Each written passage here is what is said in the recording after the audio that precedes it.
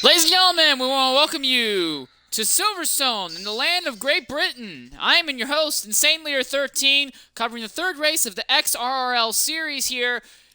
It's going to be Silverstone today, one of the longest running tracks, although not every single year. It's had some off years, but one of the longest running tracks on the Formula One season calendar.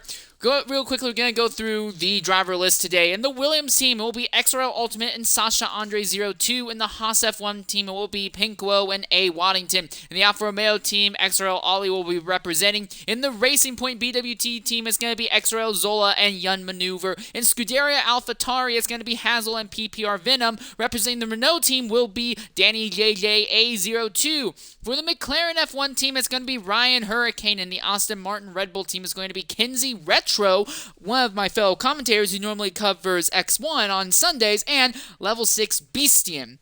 Scuderia Ferrari is going to be represented by XRL Lopez and SFS B French. And then the Mercedes team, it's going to be XRL Steel representing. We're looking at what will be a 17-field race. So for our first time in the series, qualifying session 1 will actually have some level of significant importance. For the moment, though, we aren't 100% sure when we're going to get started, though. We are anticipating sooner rather than later. But hopefully, fingers crossed, hopefully, when we get underway here, we'll have a relatively clean and dry track for at least session 1 so we can start seeing what we can anticipate in this series.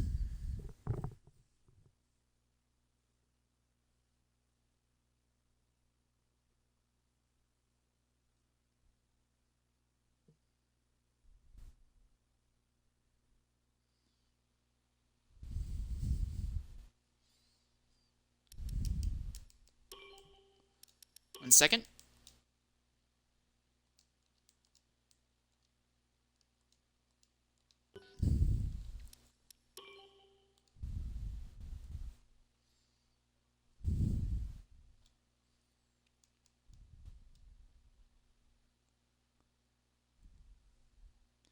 A.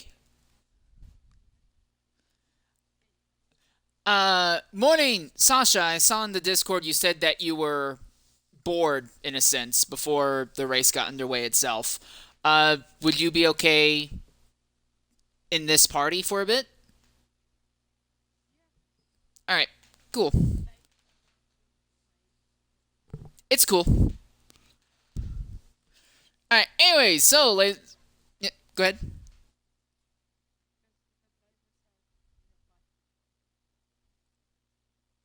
Yeah, if you get a invite to their party, you can go ahead and go there. It's just, you said you were bored, so I wanted to offer in hand so you could be here, so. Mm-hmm. Alright, so anyways, we're finally loading up into our session here at Great Britain. Going to prepare for qualifying Sector 1. Silverstone has gone through a lot of adjustments throughout the years. What used to be a track that was very heavily focused on high-speed corners and long straightaways, almost on the level of classic Hockenheim or Monza, has gradually been morphed and reduced into a circuit that focuses a little bit more on acceleration and handling in mid to slow speed corners, a lot of them being very technical. However, some sections of this track have continued to stay very, very difficult and aggressive, like the famed Maggots and Beckett section. And not to mention the entire extended chicane, I guess you could call it, that makes up turns 4 through 6 here. Preparing to load up, we're still waiting on Yum Maneuver and SFS B French to properly load into the lobby for today's event.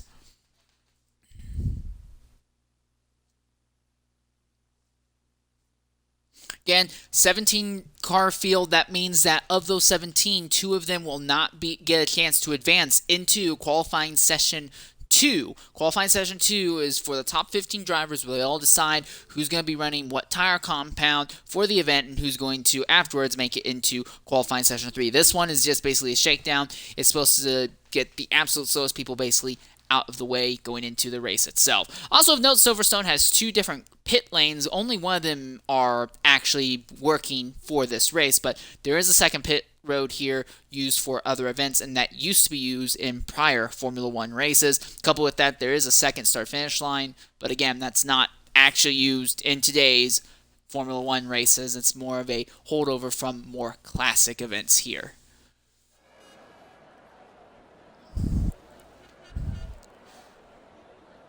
Track appears to be covered by a small amount of cloud cover here today. We're going to go ahead and pull up your track map lap data. Okay, we're getting word that the race itself will have a very, very high chance of rain, so high that it may as well be guaranteed. So that could make things very interesting, because qualifying, if we have dry setups but a wet race, you could see drivers struggling trying to make a dry setup go fast in the wet. And then conversely, if other drivers realize, hey, there's a very, very high likelihood there's going to be rain in the race, they could set up the car to run under wet circumstances and not be very fast in qualifying, locking them into lower parts of the field. So a little bit of extra strategy that will need to be considered. Heavy rain. Oh, heavy rain. If it's going to be heavy rain, then we're going to be looking at full wet weather tires more than likely. Typically within Formula 1, you'll have a intermediate and then a full wet tire compound, as it looks like our first drivers are beginning to make their way off of pit lane. That is XRRL low in that McLaren powered by Renault engines. This is the last year that McLaren will be powered by Renault engines. Once the real life Formula 1 season starts, in a few months' time, actually later this upcoming month in March, they will switch over to the Mercedes engine. There will be 4 different teams on the grid running the Mercedes engines, and the only cars in the field that will be running Renaults at that point will be the Renault factory team. Now, of note, with that in mind, you also have to take into account that, on the other hand, there is a likelihood that Williams may end up leaving the Formula 1 alliance that Mercedes has formed. They are now going to be the 4th of the Mercedes teams running the Mercedes engines. They have the least amount of focus, although they do have what everyone is anticipating to be the next up-and-coming Mercedes driver in the form of George Russell. The fact that he has still not gotten a full-on contract with the Mercedes team, despite being in the wings for years now, makes it very, very likely that Renault may end up reaching out and trying to pick up Williams as a customer team, considering they've been saying they've wanted another customer team for some time. They may try to pick up Williams, and if that happens, the question then becomes, what happens to the future of George Russell's career? If Lewis Hamilton or Valtteri Bottas do not lose their seat at the end of the 2021 Formula 1 season, and they both maintain their slot in Mercedes, George Russell, who many drivers think may be the next driver to take over Lewis Hamilton's spot as the GOAT of the sport, GOAT being greatest of all time, may be left without a ride and may have to look otherwise. So very, very controversial and interesting things that could be going down there going forward. Lowe has now completed his first lap here around Silverstone as he's diving into the slower, tighter technical corners. You can see a little bit of a lockup from the front wheels there on the McLaren. Right now, about a third of the field are out there on the circuit, either in the middle of putting on out laps or beginning their first flying laps. Right now, Lowe is anticipated to be the first driver who will set a lap time. Danny JJA02 in the Renault is anticipated to be the other one. Also of note is the question about the engines. Renault has gradually made their engines into an absolute beast. One of the fastest on the grid, however, is generally agreed that their aerodynamic and suspension program is simply not as far developed as the top 3 teams of Red Bull, Ferrari, and Mercedes. Because of that, the Renault engine and power plant has been showing extreme ability on tracks that are focused on straight line speed. Monza, to a lesser extent Spa, and there we are. Danny's just invalidated his lap. That's kind of hurt. Ryan Hurricane is a little bit behind him, though. He is on the middle of a valid lap as he's going through the Magnussen Beckett section. As I was saying, so the Renault power plant, they need to find a way to improve their suspension and aerodynamic setup if they want a chance at making a serious run for the championship going into 2022, because engine development will freeze. They have what is possibly the second best engine in the grid right now, but they need the rest of that car to get dialed in quickly. They have high talent coming into that team in the form of Fernando Alonso, a former 2-time world champion with the Renault team, but it has not happened yet.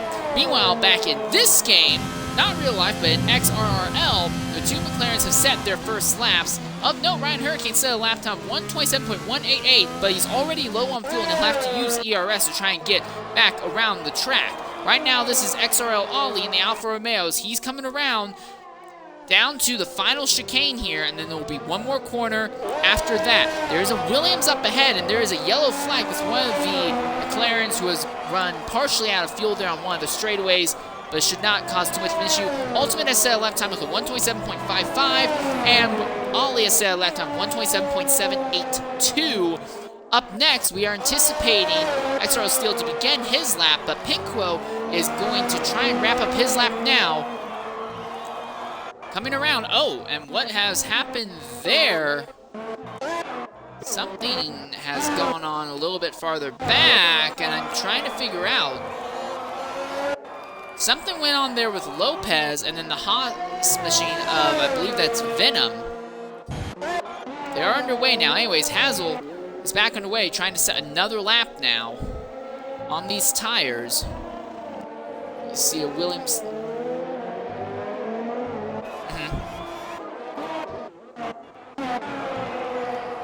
Alright, there we are. We're looking at Lopez right now. Lopez is in the Ferrari going down the second of the, well, depending on what you consider a straightaway here, you could say there's up to as many as 5 different straightaways, but that's a little bit excessive. Again, there's not really any one true dominant straightaway at this circuit any longer, but here we are. That Ferrari goes by the old start-finish line. It's basically on the back half of the track now. There's a long right-hand turn, almost 90 degrees there, and then you go down another long straightaway, sail into Max and Beckett, so you can see that red machine breezing through right now. Puts the power down, coming out of Max and Beckett's, pops the DRS open down the straight. We should see Lopez set a lap relatively shortly here. Ahead of him on track, that is Hazel. Hazel making the dive now into the last chicane on the circuit. Very smooth, not too aggressive. Not a whole lot of ERS left, and there's not much fuel left in that car, but he's not too worried about it at all because he's going to set a time of 127.805. Lopez, 128.615, and Level 6 Beastien has set a lap time already of 129.716. He right now is the slowest of everyone on the circuit, 1.1 seconds off of the time that Lopez has set, and nearly almost 3 seconds off of Zola's time in the Racing Point Mercedes right now, who is at the top of the grid. This is Sasha Andre now that we're following. Sasha coming out of those technical sections onto one of the longer straightaways here. However, Sasha has, the DRS is not activated. It looks like Sasha may be on a cooldown lap. Indeed, it appears that Sasha Andre has invalidated the lap early on, and is now just going to have to be very, very careful with fuel, be very careful with ERS, and wind it up for another flying lap very shortly. Meanwhile, another section of the racetrack, this is PPR Venom, as he now dives into those technical sections in Sector 1 here.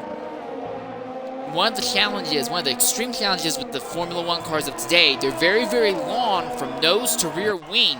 Because of that, it makes them handle very, very unique going through very tight technical corners, and the car will sometimes act a little bit like a sail and kind of catch wind on the sides, and if you're not set up properly, it can really slow you down and harm you going through those sections. Zola has retired from the session. He feels that there is no need to continue. Low, Hurricane, Ultimate are all in pit lane. Kinsey Retro is the highest driver on track of everyone who has set a lap time as he's going down around a bend. Now Danny JJ A02 in that Renault is just taking the top time, 126.344. No chill at all in that camp. And as I was saying, Kinsey Retro is now taking that run down into Maggots and Beckett's right now. Car very, very nicely planned through the first half there. Power down, but he's way low on time this time. I believe he's probably going to go ahead and bring it into the pits. Right now, with 8 minutes and 40 seconds left, there are 4 drivers who have yet to set times. Sasha Andre, who is in the middle of a lap right now. SFSB French, who has come into the pits. And XRRL Steel, who is also in the pits. So Sasha Andre right now is the big driver we're going to have to make some focus on, as he's making the run down that straightaway, has overtaken Danny, who has come almost completely to a stop there. It's a little bit of a dangerous place for that Renault to be at. Not 100% sure what he's doing. Oh, he's but he's out of fuel, or not out of fuel, but very, very low on fuel, so that would explain the reason why. Sasha Andre coming out of Maggots and Beckett's right now, though. DRS popping open on the straightaway, goes under that Aramico bridge, now into that fourth to last corner. Very, very difficult to hit your marks here. Cuts the track a little bit inside, then steps out really, really wide, dives into that chicane, brings it all the way down to second gear, very, very straight, going into the second corner, then starts banging up through the gears, comes out of that final corner, will set a lap time 128.689, and is now in the position to start saying another lap if necessary. Meanwhile, a little bit farther back, this is SFSB French, who is in an outlap right now, as he is going to make the dive through Maggots and Beckett's right now, riding on board. Nearly invalidates the lap there in the second bend there, but still green for the moment. This is just an outlap though. And then this is XRRL Steel, who is a little bit behind him in the Mercedes. Right now, the spread from 1st to 15th extremely wide, a spread of roughly 3.4 seconds. There's a lot of time left open on this racetrack right now, obviously. But the drivers lower down, Pinquo, Lopez, Sasha Andre, Bestian, none of them have been able to make it happen yet. And French and Steele have only 6 minutes and 45 seconds to set a lap time. Now, laps end very quickly here. They're less than 90-second laps, but if you start making mistakes, it's very, very easy to end up miscalculating your fuel consumption, miscalculating your tire wear, and end up totaling your chance to make another run. You basically have one perfect lap, and then maybe, look at Steele sliding that thing there through turn number 4 in that Mercedes, but he kept it clean, and now he's popped open the DRS, going down this next straightaway at the end of Sector 1, 27.960. Venom is retired from the session. He feels no need to continue pushing. Now, Steele diving around through one of these longer corners, coming around the very, very slight right-hand corner by the old start-finish line, and now another near 90-degree high-speed corner. Very, very difficult. You can see the rear end kind of step out. Now, both of the McLarens have overtaken Venom and Zola. Hurricane and Low are up in the 26s now. Steele is going through the Maggots and Beckett section, as is B. French. Steele zooms out onto that long back straight, well, not super long, but that back straightaway, has the DRS open, slams that thing shut, going into the fourth to the last corner now. Very, very aggressive when it comes to car placement on the inside curbs, dives down into that ending chicane. Very nice and rounded there, coming out of that chicane, now coming through that final corner. And across the line, Steele 128.198 for B. French, though he invalidated his lap and has to come in and refuel. There's only 5 minutes left in the session. Right now, Bestian, who in the Red Bull, has a 129.716. He desperately needs to take a lot of time out if he wants to make it into Q2. He needs to overtake Sasha Andre. He needs to improve by about 1.1 seconds. Pinquo has now retired from the session. He feels no need to continue running out there on the circuit. Bestian is running down that straightaway with the DRS popped open at the end of Sector 1. He is up by half a second, but he needs to find even more time than that. Very, very aggressive when it comes to car possession on some of these slower corners there, putting the car right over the curbs. That Red Bull, very, very sluggish looking, I'll admit, coming out of some of the slower corners. He's going down into that long 90-degree high-speed corner. Hurricane is now retired from the session. And wow, look at Bestian, runs really, really wide there and then comes back into the inside dirt. If he keeps making mistakes like that, he's not going to be able to make it in. Look at that. He's barely keeping that car together, going through Maggots and Beckett's right now. And he's going to be able to power through, puts the power down, DRS pops open, he's now down on his own time by 3/10. Bestian is going to be in a very, very bad position right now. He has 3 laps on these soft tires, and he's not set up for a very good lap right now. And with less than 4 minutes left in the session, he's going to have... Hello.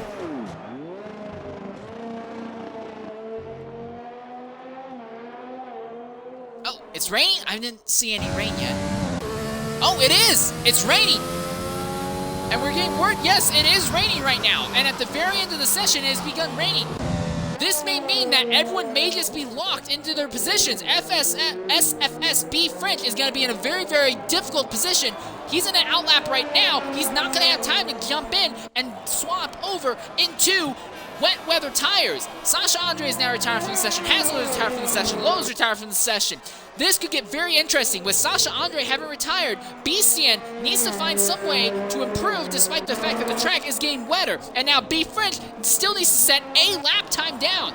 By virtue of setting a lap relatively early in the session, drivers like Lopez, Steele, and Sasha Andre all may be in a position to cruise into Q2 simply because the rain came and knocked out BCN and French's attempts at going farther. Young Maneuver is retired from the session. Waddington is retired from the session. Ultimate is in the pits. Kinsey Retro is in the pits right now. Ollie is currently out on circuit in the Alfa Romeo, going down through those first few technical sections in Sector 1. However, there does not seem to be any way that I can imagine he's going to significantly improve. Right now, the only cars on track, Ollie, BCN, and B French, everyone else, and BCN has invalidated his current lap. B French is coming around to that final chicane. He's trying desperately to set a lap time. If that Ferrari can set a time to knock Sasha out on a gradually wettening track, it could be very, very interesting. He is beginning his flying lap now. BCN has brought into the pits. His day is basically over. Now, Steele is out on the circuit. Steele is still running the softs despite the fact that the track is getting wet. And now Steele may block French's attempts to try and set a faster lap time. He may need to get that Mercedes out of the way as soon as he possibly can. DRS open on that Ferrari as they go down that DRS straight. And now into the slower sections here in Sector 2 of the track. And you can most definitely see the rain now. You couldn't see it very much earlier, but you can definitely see it now. The track is going to get very wet very quickly. French desperately needs to try and set a time, but his aerodynamic ability is going to be hampered by the Mercedes that's still ahead of him, going down that long, sweeping right-hand corner. Now the high-speed run down to Maggots and Beckett's. Steele is still right ahead of French. This is not going to look well. Steele is significantly slower than French here through Maggots and Beckett's. You can see that Ferrari close in. He has to back off just a bit, going through the very last bit of it. He pops up the DRS. The fuel is going to be very low on the Ferrari. Coming down the line, he's got DRS assist from Steele up ahead of him. Now going down into this corner, he's going to look to the inside. The Mercedes nearly cuts him off. That's no bueno. I imagine Steele's probably going to get talking to afterwards. French is trying desperately to set a serious time here, but with the track getting wet and a car ahead of him compromising his arrow is going to make it very hard. You can see that Ferrari drifting there, coming to that final corner. French will set a time of 1:32.072. That's not even close to catching BCN, let alone catching Sasha Andre and making it into the session. That means that even if Steele ends up saying a much faster lap time now, this qualifying session has basically ended. French is not going to have enough fuel, I imagine, to make it. Yes, indeed, the fuel line is on. So the qualifying session, for all intents and purposes, is over. Danny JJ802 in the Renault is on top right now, and Renault-powered machines take the top 3 spots at the end of Q1. Steele has invalidated his current lap, so the session has come to a close. Excuse me.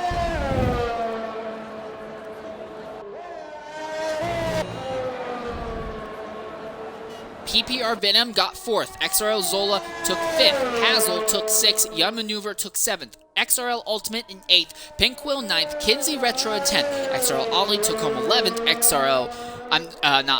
Ollie took 11th. A. Waddington took 12th. XRRL Lopez took 13th. XRRL Steele will hold on to 14th, assuming he does not total his car in these last few corners, which I don't imagine he will. He does seem to be weighing it down just a little bit here. Sasha Andre is the last driver to get locked in to the next session. He came in with a time of 1:28.689 at the end of the session. Level 6 BCN in the Red Bull will be knocked out, as will SFSB French, as B French is coming around final corner and will bring it into the pit lane. That should bring us to the end of the qualifying session, Q1.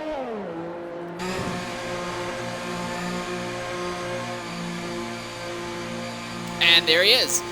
And that is the end of the session. I already ran through what we're looking at right now. 1 Ferrari and 1 Red Bull knocked out of qualifying here, and we'll have a 15-car field going into Q2.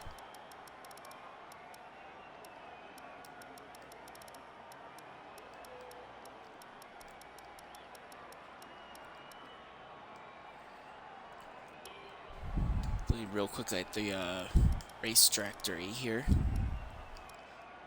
almost everyone stuck with only one set of softs throughout the entire event. Lopez and Steele, Ollie, and Pinko are the only ones to use multiple sets of soft tires during the qualifying session. But again, a lot of these drivers retired a lot earlier than we may normally see, many of them feeling confident about their ability and everything.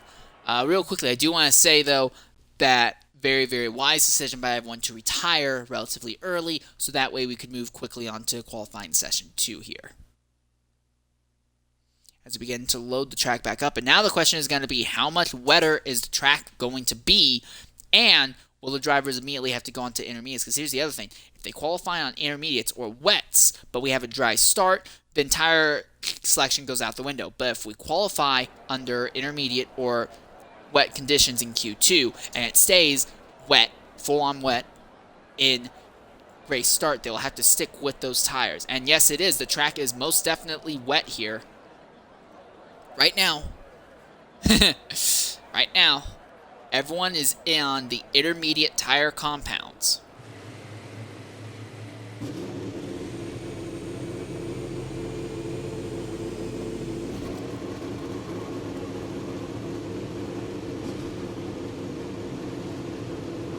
There we are. We see the first car already on the way out. That's going to be the Haas of A. Waddington going down that straightaway. You can see a little bit of spray coming out from those rear tires. So times are going to be much, much slower now in this session.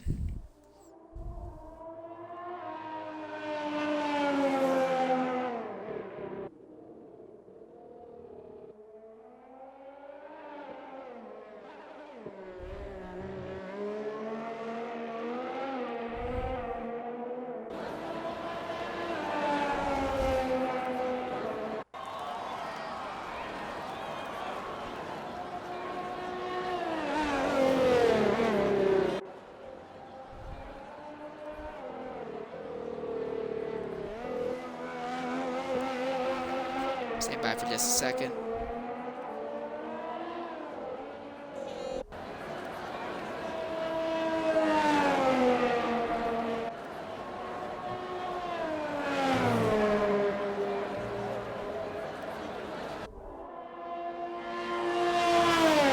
Alright.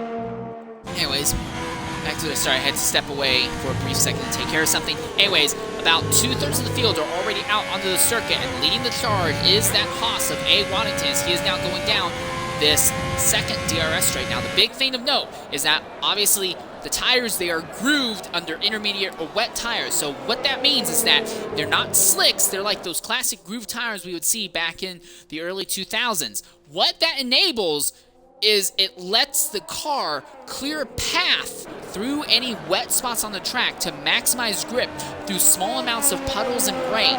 It gives the car a little bit more grip on a wet track. However, because there's less rubber on the road, it also artificially slows the cars down a bit.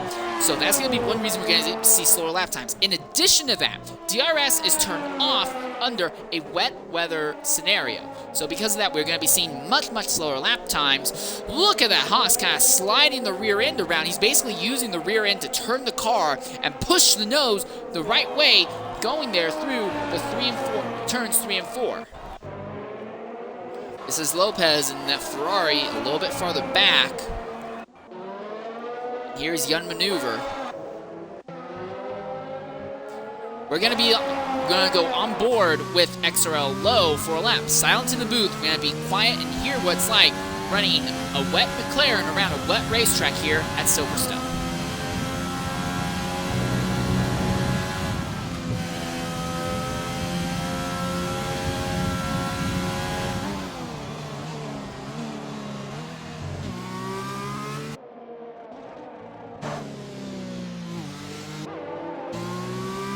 I didn't see what happened there, but Venom, something has happened to Venom back there on the circuit. So PPR Venom is not going to advance into Q3. He's not even going to get a chance to set a single lap time. He had an instant there in the turn 3. So he is out of the event now.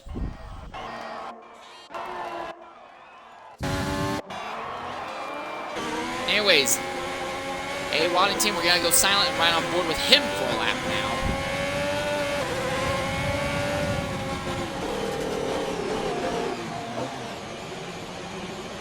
Oh, wow, that wasn't good.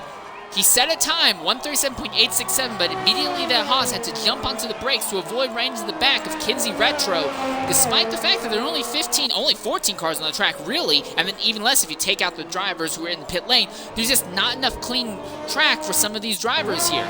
It's going to be kind of hard to find somebody to ride on board with for a lap simply because there are so many drivers here who are trying to turn laps. We're going to ride on board Sasha Andre here for this lap, silent in the booth. Hopefully this time we can make this happen without issue.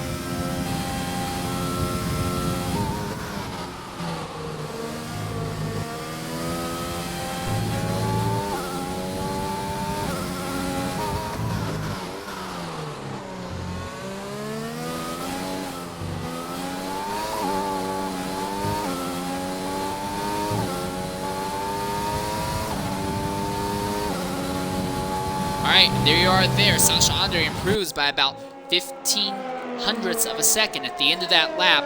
Right now, 8th on the timesheets, as once again, all Renault power at the top of the sheets. Danny JJ A02 has a 137.531, XRRL 137.221, and Ryan Hurricane has a 137.142. Now, Hurricane is actually up by about another 3/10 at the end of Sector 1. So this time at the top could continue to drop lower and lower. Low is running a little bit slow there, a little bit farther back. So Low may bring it in at the end of the session because he might be on a cooldown lap right now.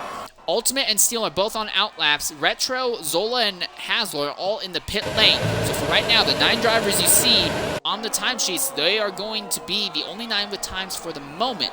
Steel and Ultimate, though, in the Mercedes and the Williams, respectively, are anticipated to start laps relatively shortly. In fact, Steel is coming down into the very last corner right now, and that Mercedes, look at him climb that Mercedes over that inside curb, but he is now beginning his next flying lap here to see if he can make something happen. Look at that Mercedes fishtailing there as he puts the power down coming out of turn 1. Now he's already going into these slow technical sections, turns 3 and 4 here. Ryan Hurricane now with an even faster lap time, 136.608.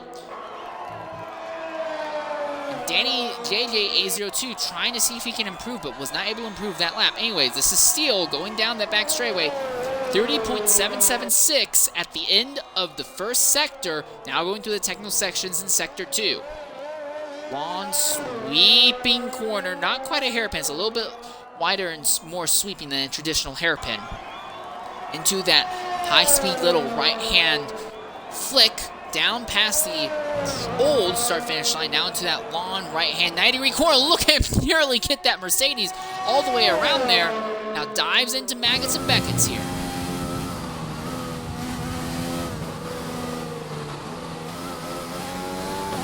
Being very careful, gets that Mercedes briefly off the dry line. He does not seem to care too much about the dry line. He just seems to be taking as many straight lines as he can all throughout the track. Now, typically there is a dry line that will form where, because of the heat of the tires, oh, and he's into the grass there, and he nearly spins the car around coming out of that corner, but he's able to get the thing back under control. This is not going to be a very good lap for Steel, and that Mercedes, look at him drifting it around the very last 2 corners now. Oh, when he's off the circuit, he's going to hit the inside wall. and damages that wing. He set a time though, 138.675.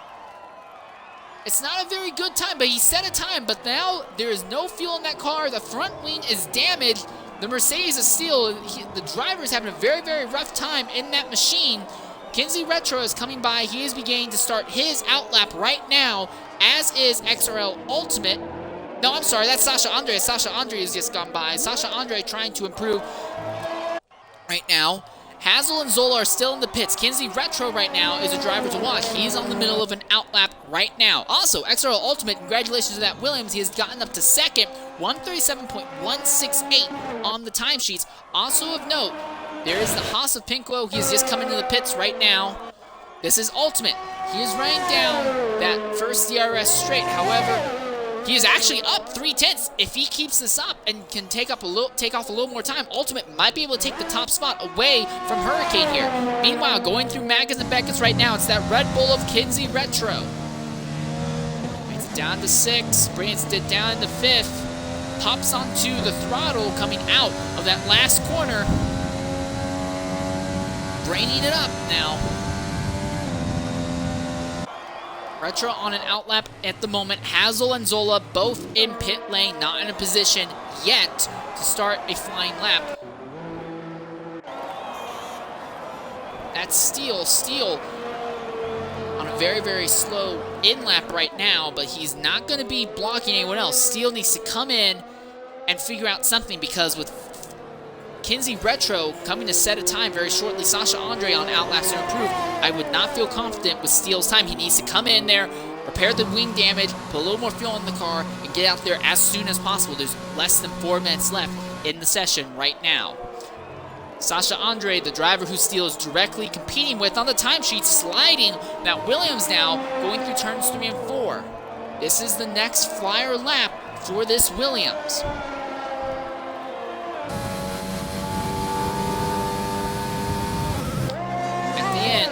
Up by 1/10 of a second.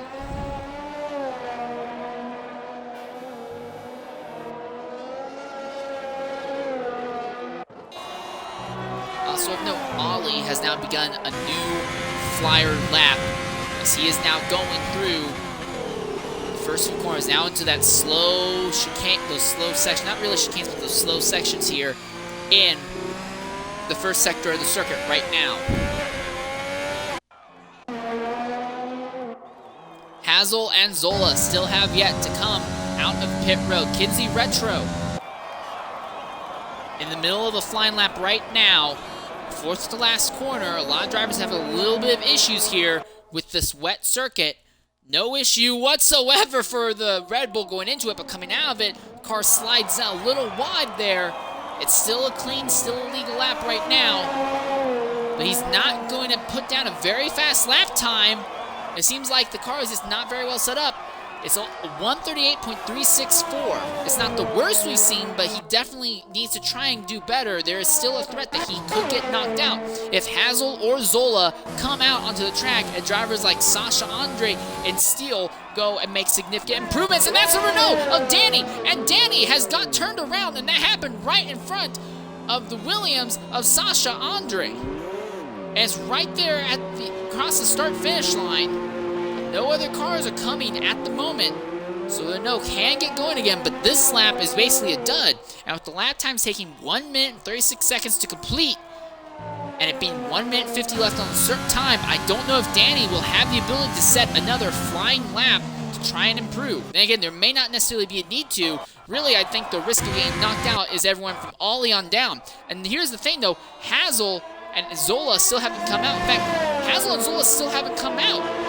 And we only have 1 minute and 30 seconds left. Guys, Hazel and Zola aren't going to be able to set times. So Hazel and Zola are going to get eliminated by virtue of not setting times. What that means is that Sasha Andre, Steele, Kinsey Retro, and Ollie are the 4 drivers all in the bubble. Sasha Andre and Steele both need to improve by about half a second if they want to make it in. Sasha Andre is up at the end of Sector 1.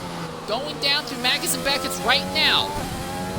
Coming out of the very last bin, no DRS available. You have to have very, very good control of the car and make up time that way. At the end of Sector 2, Sasha Andre Didn't see how far up Sasha was up or not. Slides the Williams just a little bit. Now dives into that chicane. Steele is on an outlap right now. Sasha Andre is on a flyer, trying to take off as much time as it can to knock out Ollie. And there, Sasha has done it. Up to 10th, 138.279. So a significant amount of extra time found at the end parts of the lap. And now, that's a Haas, that's Waddington. Waddington has gone around there in Sector 2 completely off the circuit. Now there's no one else on track right with him at the moment.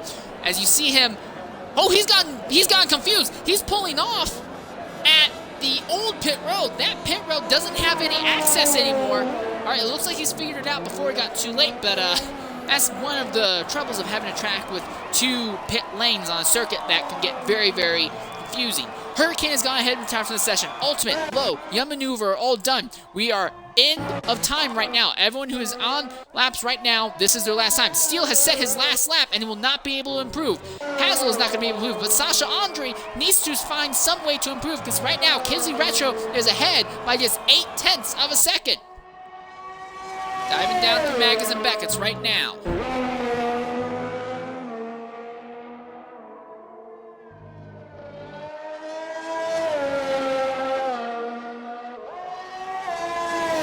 He's up by 0.3 at the end of Sector 2. He might be able to make it happen. ERS being used very aggressively. The fuel is very low. Going down through that 4th to last corner. The Williams slides out just a little bit, but is still on the racetrack. Coming down now into that final chicane. Can Sasha knock Kinsey out of Q3?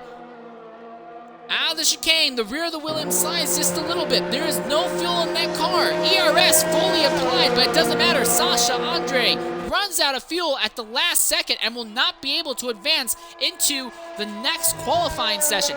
Had the time, had the ability, but did not have the fuel.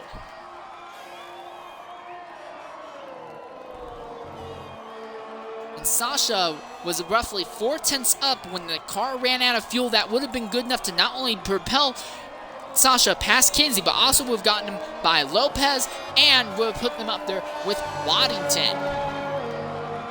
But now everyone has finished the lap that they are currently on, and we should see the end of the session relatively shortly here.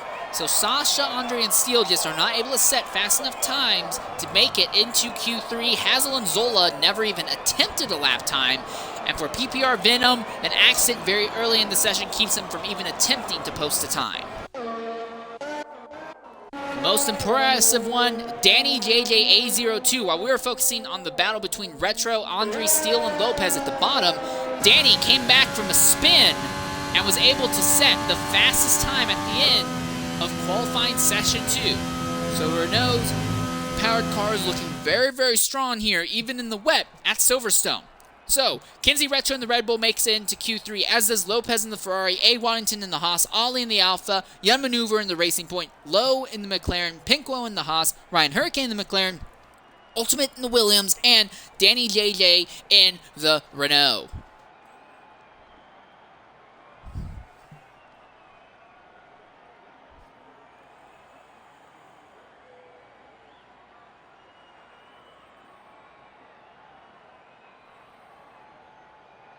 And we're getting word that Zola and Hazel were having issues with not being able to properly connect into the lobby.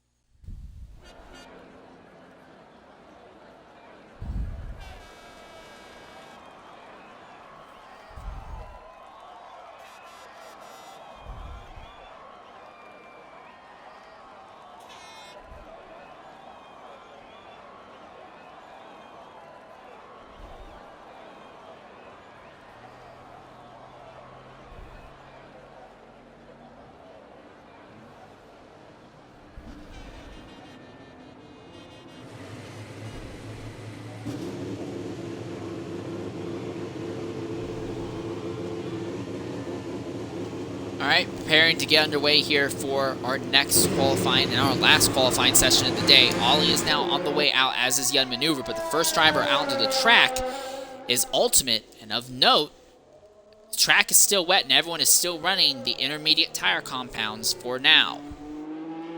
So lap times continue to be artificially slowed by the weather here. You see the Renault of Danny JJ coming out as well behind Ollie's Alpha. Meanwhile, this is Lopez in the Ferrari as he is now making the exit. Then you also have the driver of Pinkwo who has now come out. So we currently only have 4 cars still in the pit lane. The other 6 have all migrated out onto the racetrack itself.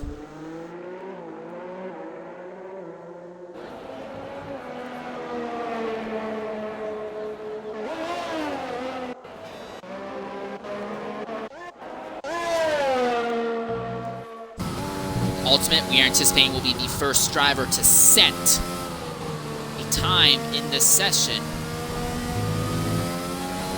Assuming nothing goes wrong, the rain is truly pelting down right now. Now one of the McLarens are coming out of the pit lane. That is Brian Hurricane, who is making the slow creep out of the pit road. Now begins to accelerate as they come out. Now only 3 drivers are left in the pit lane. Kinsey Retro, A. Waddington, and XRRL Low. You can hear the Williams, the proud by Mercedes, zooming by. So he is now beginning his first lap and gets the car really sideways there going into turn 1. That was more than a little bit tail clenching. Still has control of the car though. A lot of very technical and hard to nail corners here, made doubly so when the cars are as long as they are from nose to tail and when the track is as wet as it is. He's got 30.570 at the end of Sector 1. Now into the slow technical bits that are in Sector 2. A nice, long, continuing right-hand corner. And you put the power down. There's a little bit of a flick coming onto this straightaway here. Then you have a long, near full power right-hand corner. Keeping the car on the track and a high-speed acceleration. Then you have to jump hard into the brakes and be perfect going here through Maggots and Beckett's. Third little bend, and now coming to the last bit of it. Car steps out just a little bit wide, but he's got a 110.647 at the end of Sector 2. Now coming down to the last 4 corners on the racetrack. Another right-hand near 90-degree corner. Very hard to nail this one because of the slight elevation changes going on through it. Now the run down to this final chicane. Plants the car right on top of both curbs. Puts the power down. Now very difficult to navigate final corner. 137.345. That is the time that Ultimate will set to begin the session. Young Maneuver will come right across the line and will go right to the top with a 137.320. Now here comes Ollie and Danny. They're both right on top of each other. Coming out of that final corner, Ollie and Danny. Ollie 138.402, but Danny 137.051. And now it's Pinkwo's turn as he is coming around the final corner and across the line. He will set a time of 137.751. So the Renault-powered machines continue to stay on top of it. Hurricane is in the middle of a flyer lap right now. Behind him on track is Low, but he is still on an out lap at the moment. Waddington, Lopez, and Retro are all in the pits as of now.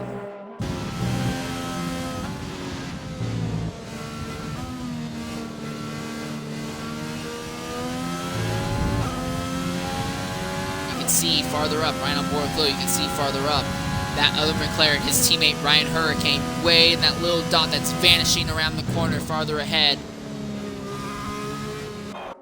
Meanwhile, elsewhere on the circuit, Ollie and Pinkwo are still exchanging similar track area. However, Ollie is on a cooldown lap, and I believe Pinkwo is on one also.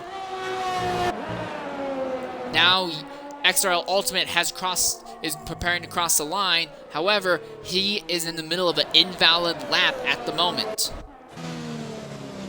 Hurricane has set a lap time of a 137.967, so 6 drivers have now set their time, and we still have this a little bit less than 6.5 minutes left in the session. Next driver we are anticipating to set a brand new lap time will be XRRL Low, who is now currently going down the first DRS straight. Again, in wet weather conditions though, no DRS enabled. And that's going to make it very, very hard to get the balance right in a wet circuit because there are a lot of straights here. You don't want your car to be too draggy. However, you need to have good downforce. Penquo to the top, 136.861.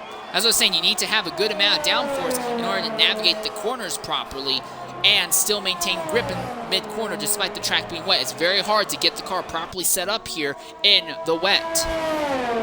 Going down to Magnus and Beckett's for Low.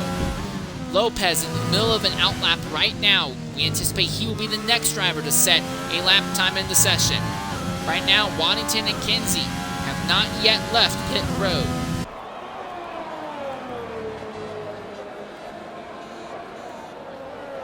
Fourth to last corner now for Low. Nice control of the car, diving into that final chicane. Puts the tires right on the curbs for the first part, and then just barely touches the second. Barely touches the curbs in the final corner. Low will set a time of 137.392. Ollie has a lot to work on. His time of 138.4 is 1.1 seconds off of Low's time right now. Now Ultimate goes to the top in the Williams, 136.788. Lopez is now beginning a flying lap. But here's the thing, Danny is in the middle of a lap as well. Oh, no, he's bringing it into the pits. He's going to probably fuel up and go for it again. He has every reason to believe that his Renault machine can take the top time because he's been at the top for most of the qualifying sessions.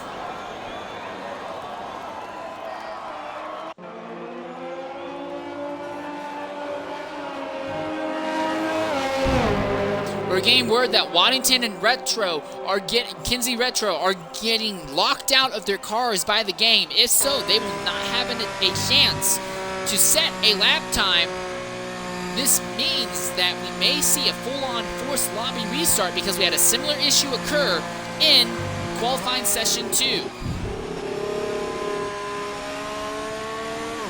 If so, though, that makes things a little bit easier for Lopez and Ollie. They will not start any worse than 8th in that event, assuming they don't wreck out, obviously. Lopez has invalidated his lap.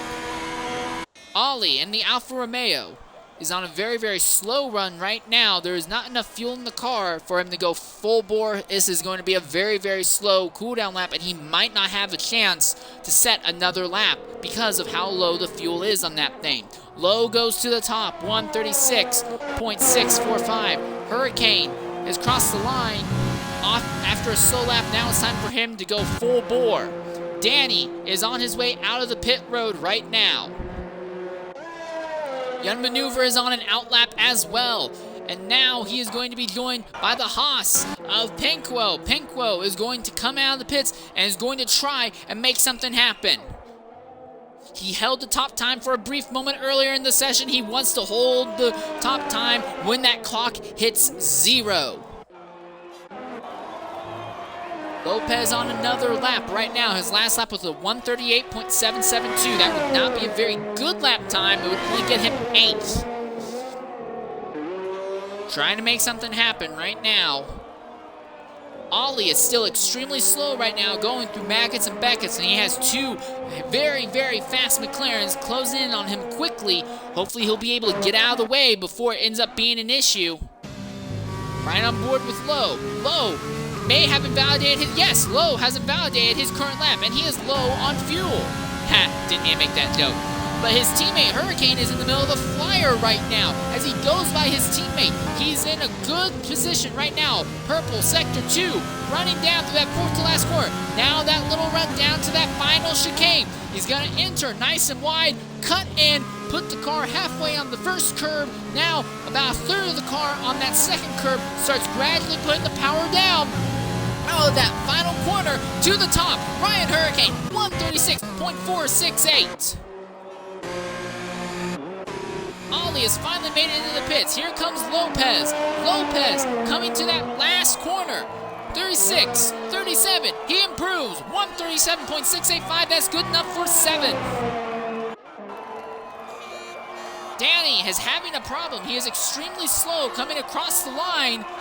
I don't think he's going to be able to set a flying lap. There's not going to be enough time. He goes off the circuit. There's wing damage. That Renault of the fastest car all qualifying session has gotten wing damage somewhere on the lap, and it happened before he could bring it into the pit road. So not only is he going to be a hazard for the drivers around him, although Pinkwell will get by without too much of an issue, he is not going to have a chance to go for the pole position that he surely thinks he deserves. Pinkwell is in the middle of a lap right now, coming down across the end of Sector 1, but he's slow, 2/10 slower than his best lap thus far. Young Maneuver is also on a lap right now on the run down into Maggots and Beckett's as he is in a position to improve. There's 33 seconds left. One McLaren is still out onto the circuit. That is Ryan Hurricane, but we don't know if Hurricane will have the fuel to set another lap. Young Maneuver right now is slower than his prior lap. Ollie has retired from the session. Pinkwell hasn't validated his lap. Danny is significantly slower after dealing with a bad wing. Young Maneuver retires into the pit lane. Here comes Lopez. Lopez is coming down into the pits as well. He is not going to be able to continue. Pinkwell with an invalid lap. This means that the session is basically over, and it's going to be a McLaren lockout on the front row with Ultimate coming home 3rd, Pinkwell bringing home 4th. Danny is going to be 5th. Young Maneuver is going to be 6th. Lopez is going to be 7th. Ollie should be 8th. And then Waddington and Kinsey Retro will be 9th and 10th after the game refused to let the two of them make an attempt at turning laps here.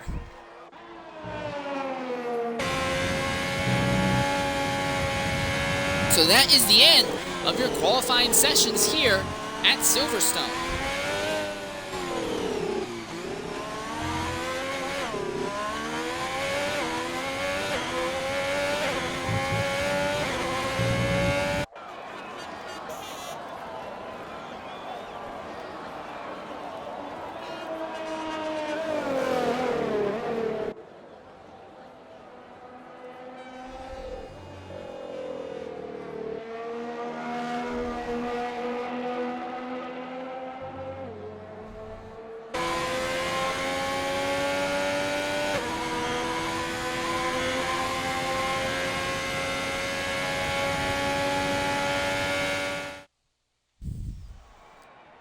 So that's the end of your session, a very gimped qualifying session.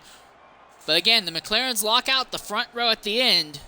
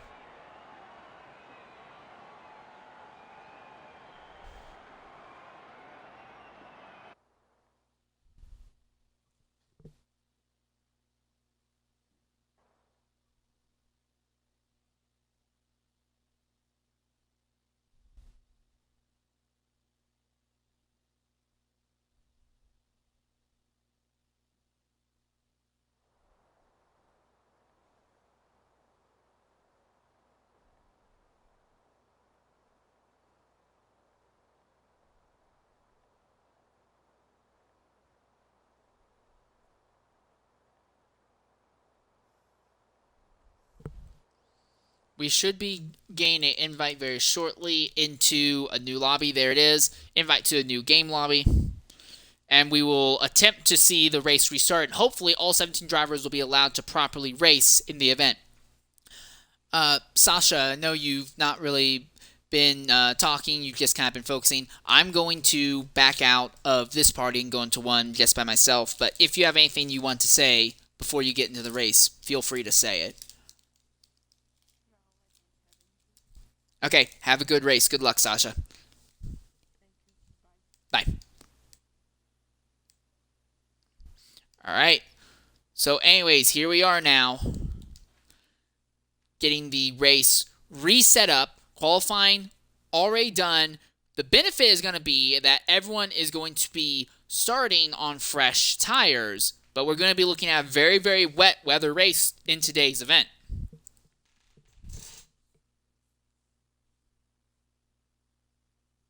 Just going to take a very, very brief break on my end until we get farther into the race.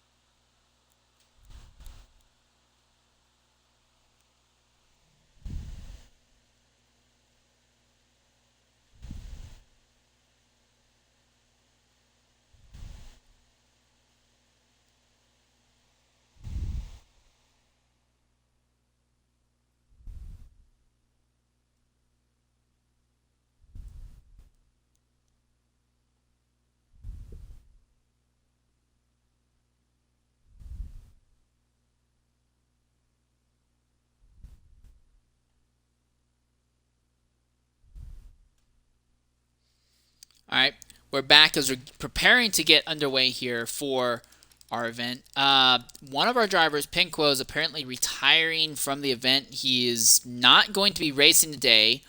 I'm curious if we can find out why. We're going to try and get an interview with him briefly before we get too far into this. No, he's already offline. Okay, but one of our drivers, one of our faster drivers at that matter, is retiring from the session. So a very strange decision. That means we'll be down to 16 drivers at race start.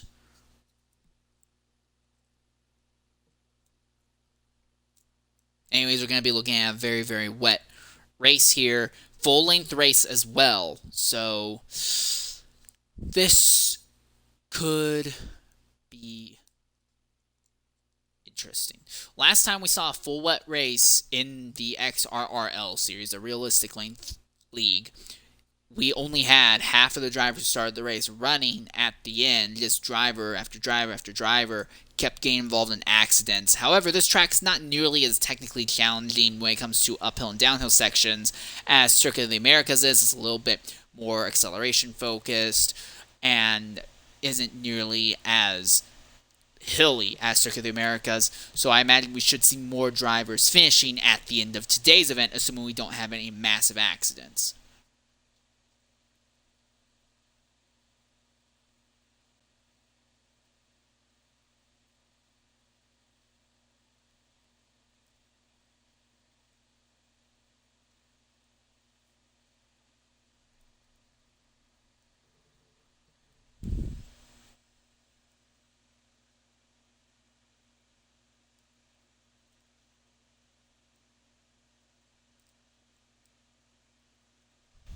Here we are. Everyone's preparing to get properly readied up for the event. 16-car field will be led down through turn 1. Again, there is no warm-up lap. It's just going to be going pretty much right off the line. Once everyone is readied up, though, we're going to have to wait a little bit for everyone to properly re-ready onto the racetrack itself.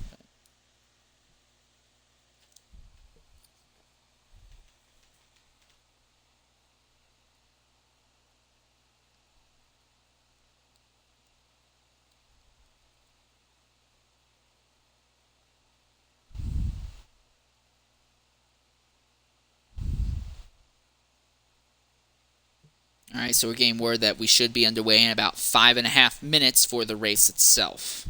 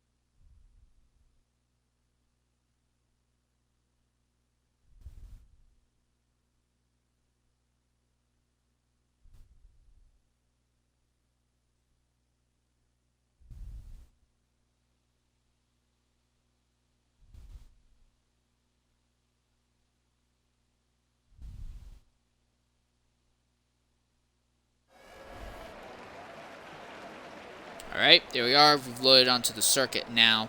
Give it a little bit of time before we get underway for the race itself.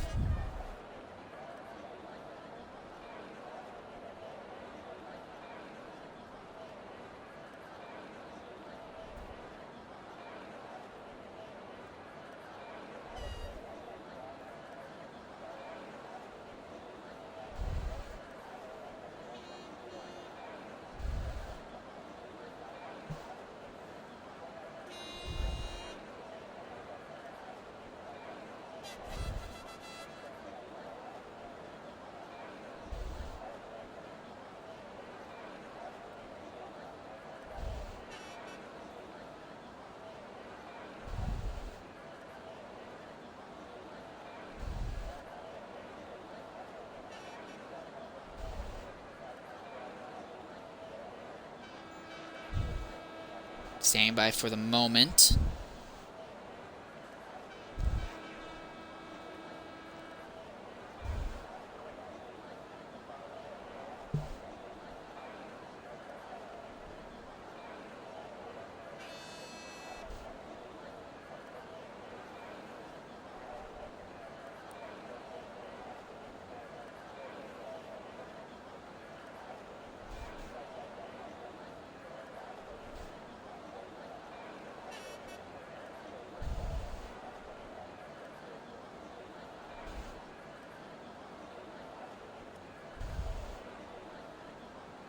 So we're getting word that there may be some attempts by drivers to try and not only one-stop, but one-stopping has been pretty much the dominant focus of the races we've seen thus far. The preseason race at Catalunya and the 2 races we had before, China and USA, have all been one-stop races. However, we're getting word that some drivers may attempt a no-stop run here today by virtue of never, ever coming into the pit lane. That'd be very interesting.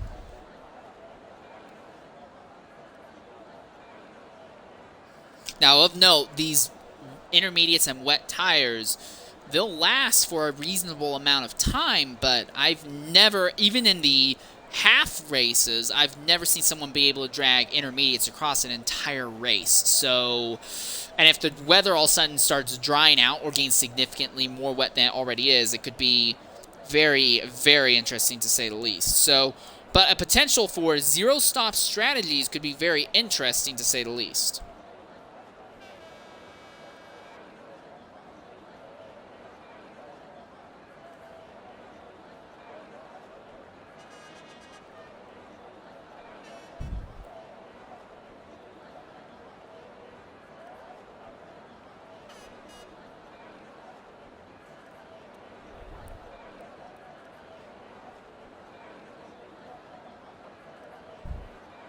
should be underway here within the minute.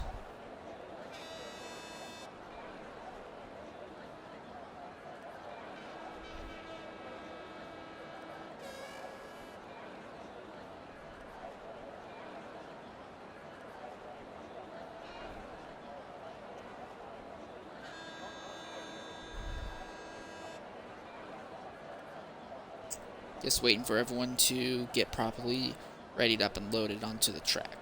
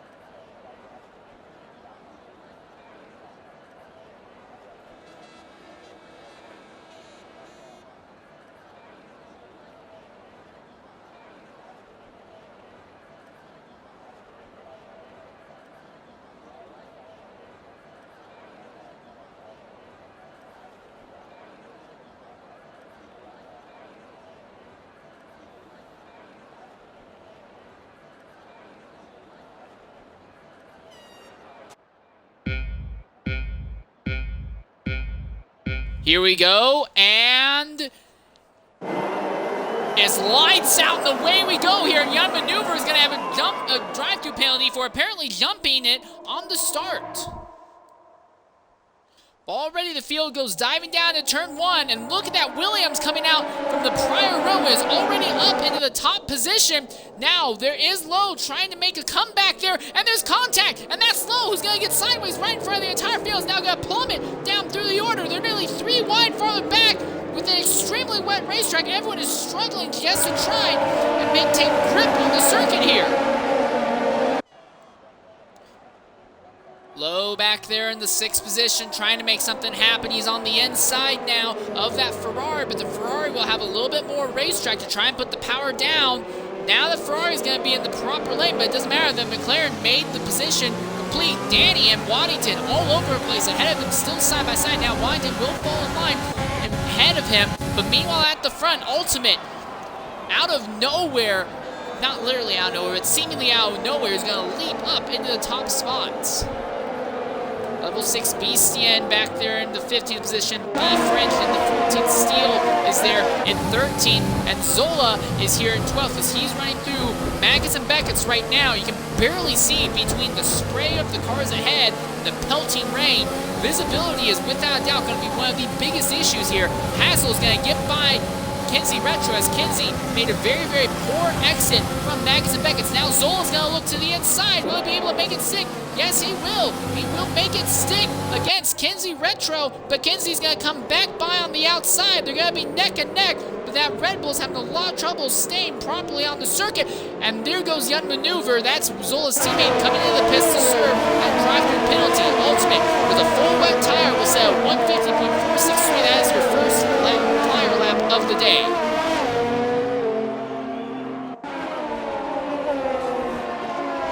Meanwhile, this is a little bit farther back. Hazel is there behind Venom.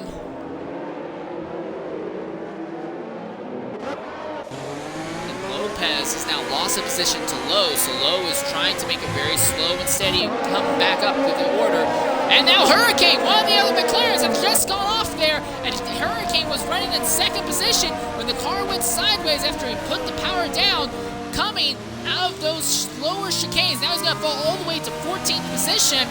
And now the question is going to be, is there any damage to that car on the wings as we try and get a good look at him here? And not seeing damage to that car. It looks like he just got sideways. But now, all the McLaren-powered cars that looked so powerful early on, they're not even in the top 2 positions. The highest of them right now is Danny in that Renault,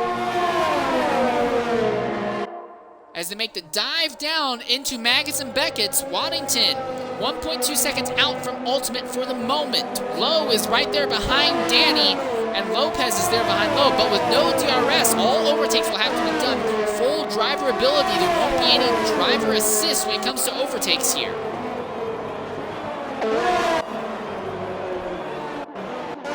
Hurricane is already gotten by Beastien. This is a little bit farther back. Zola right in there behind Kinsey Retro. This is a good camera angle, not necessarily for the view, but you can hear the pounding that everything's taking. Sasha Andre is now coming to the pits, and Lowe has just lost the position to Lopez now. There's little things happening all over the track, and we're struggling to keep up with it all. Lowe right there behind that Ferrari is going to look wide and try and cut in real aggressively right there behind him. Now this little straight not long enough to really do anything with.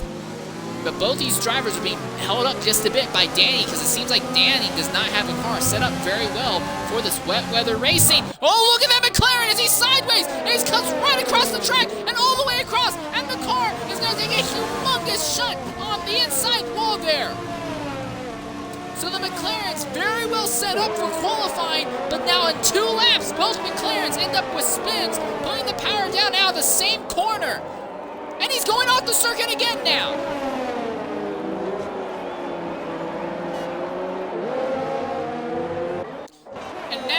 Ultimate and Waddington, these two drivers are now having a fight as they're coming down into Maggots and Beckett's. Neither of them are letting go. One of them's going to have to back out, and it's going to be Waddington. Now coming out of Maggots and Beckett's, going side by side there was not a very good idea. It's going to bring Danny a lot closer. They're still side by side as they're going down the next straightaway here. 4 corners left in this lap. The Haas has the inside line. Ultimate's going to have to be very careful not to cut down on him. They're still side by side. Put the Williams back in front of the Haas for the moment as they now dive into that chicane. And if they keep battling like this, it's going to bring Danny and Lopez right up to them here. But for now, Ultimate goes back to the top with Ultimate right there behind him. And that's PPR Venom, who is coming into the pits, and I imagine we'll see Lowe joining him in the pits shortly, as Lowe is going to have to come in for a wing change.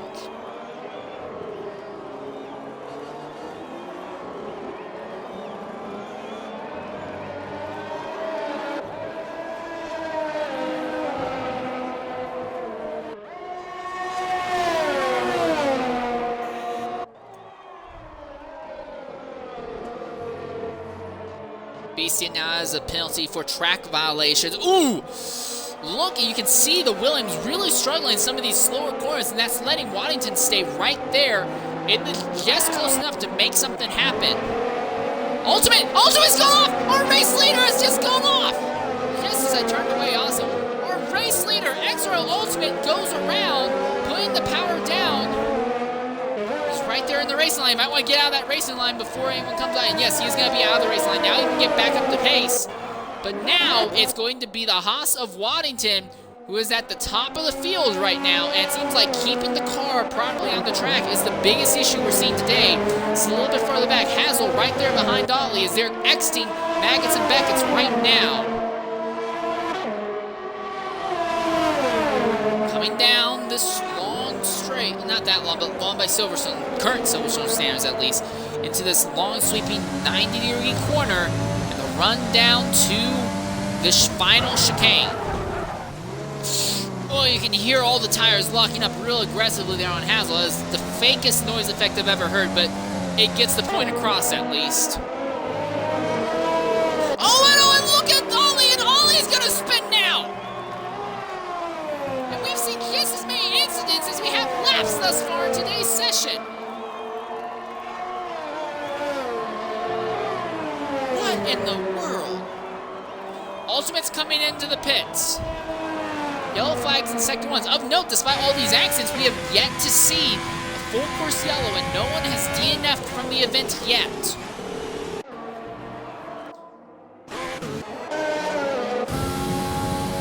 It's a little bit farther up in the grid. Zola is there behind Kinsey Retro, trying to see if he can make something happen. It seems like the drivers who are having a lot of issues are the ones who are in little battles on the racetrack. Also, Danny is actually closed in just a little bit on Waddington and has opened up a gap on Lopez as this event has gone on. This is even farther back. Hurricane trying to make a fight back through the field. He's right there on the inside as FSSB French going down this little run across the old start-finish line. He's looking on the outside. They're going to be neck and neck, and he will complete the overtake here.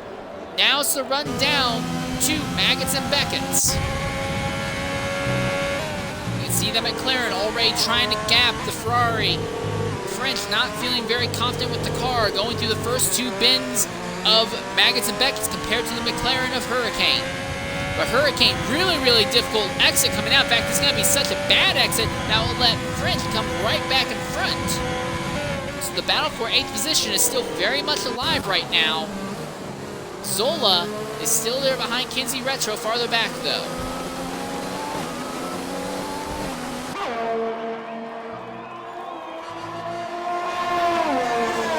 And the track is just being covered with sheets of rain all over the circuit. Not to mention, already about over half the field has been hit with track violations and penalties.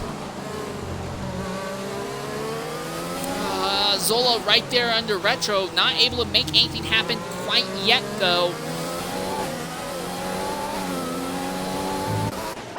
But one thing that is of note, look at this, Hurricane right there behind French trying to get a better line. Now French had a worse run coming out of that corner, and now he's gonna get very, very tight there with Hurricane. Hurricane is gonna overtake the Ferrari going down that first DRS straight, and Venom, something has happened to Venom.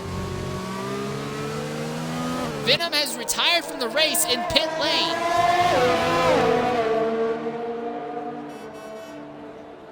So Venom, DNFs from the event. He will not go any longer. We're going to try and see if we can get any word from him. No, it looks like he's already offline.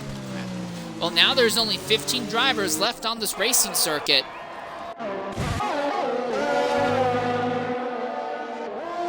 Biggest battle on the track right now is Zola stalking Kinsey Retro. Other than that, though, everyone is basically running out by themselves. A lot of instances early on has separated the field. Now, I should take that back. There is a battle of note. These two were fighting for top spots early in the race. Now they're fighting for the last spots. It's Ultimate and Low. Ultimate has slightly fresher wets. But frankly, tires aren't really going to be the issue by the looks of it. It looks like the biggest issue is going to be keeping the car on the racetrack. Both these drivers could be leading the race if not for incidents that took both of them well off the race course in the opening few laps of today's event.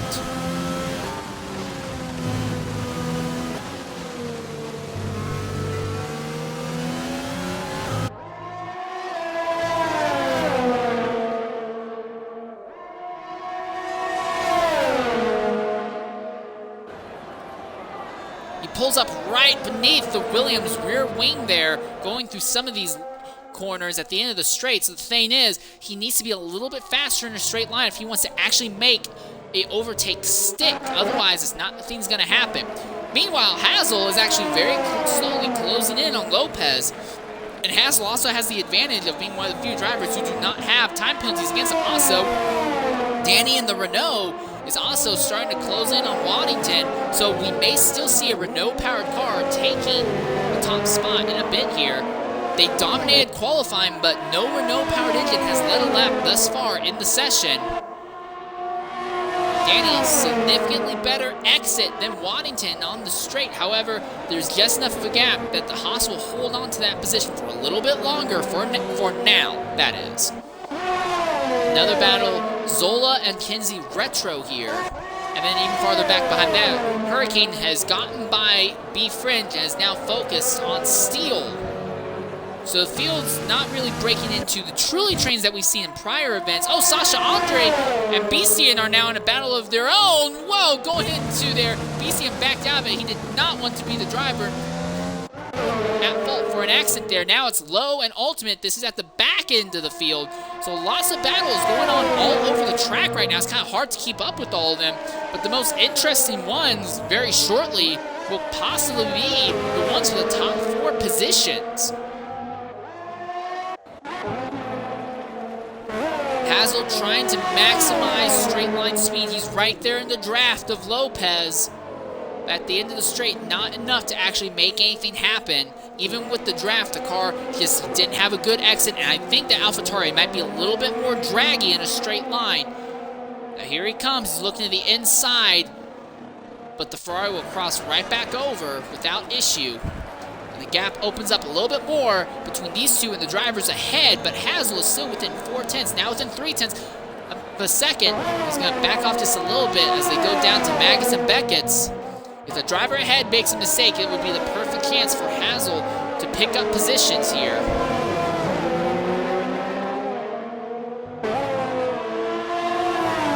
But nothing of significance right there. Meanwhile, farther back in the field, Lowe and Ultimate continue their own little battle here. Then Ollie and B-French are in a spat of their own as they're coming through the exit of Maggotts and Beckett's right now.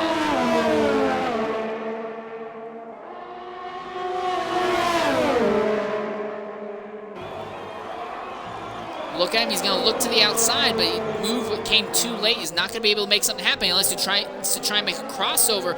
He had the momentum, though, and it looks like B-French did not have a good run through there. They're going to be side by side going through the chicanes now, and B-French isn't even going to fight him. He's going to run wide and give the position to Ollie. So move Ollie in the Alfa Romeo up into the 9th position. Hazel's dropped off the back of Lopez just a little bit. Danny JJ has also dropped off the back of Waddington a little bit in the same vein. So a lot of these battles are starting to break up a little bit.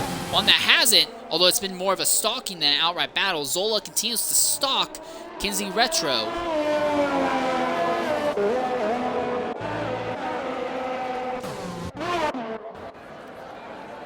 This battle continues between Lowe and Ultimate.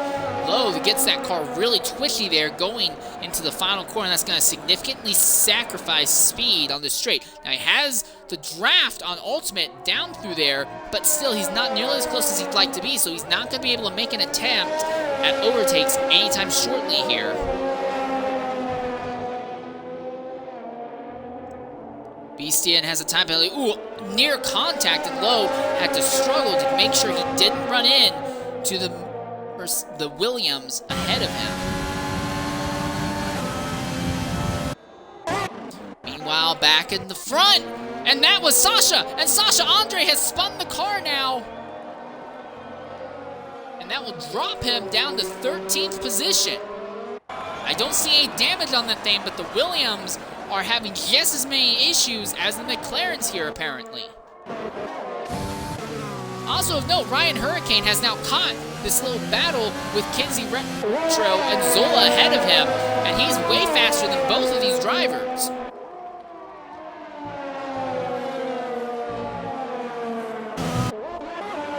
Also of note, Hazel is right there behind Lopez once more. Ooh, look at the AlphaTauri make a little twitch there. And Ultimate is out! And Ultimate has lost the event, has lost it. And that's a yellow flag in Sector 2 and 3, but no one else is around, so we should still stay green. No, that's a virtual safety car. And Lowe will use this to come and duck into the pits to repair damage to that car, more than likely. Lowe gets a little bit lucky. He'll get basically a small free pit stop out of that. And this battle is going to be very interesting here between Hurricane, Zola, and Retro. Because once we go green, Hurricane will have a little bit more speed than the two ahead of him.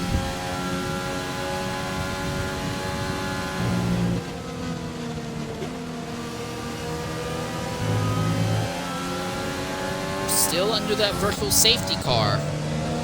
The other thing that will be interesting is, will Hazel be able to close in on Lopez once we get back to green here? And Hazel now has a Hazel has a drive-through penalty for speeding under the virtual safety car. So the stewards, or the game, deems that Hazel was too close in speed on Lopez too much, and he will have to serve a drive-through penalty. And locks up the tires extremely aggressively, though.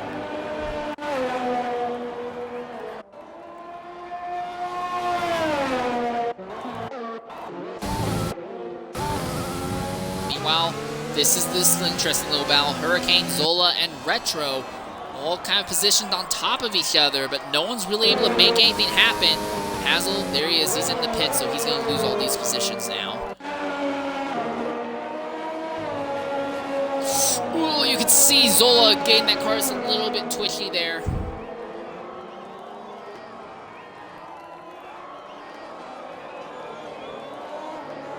It's a little bit farther back. Steele has gotten in front of Ollie for the moment.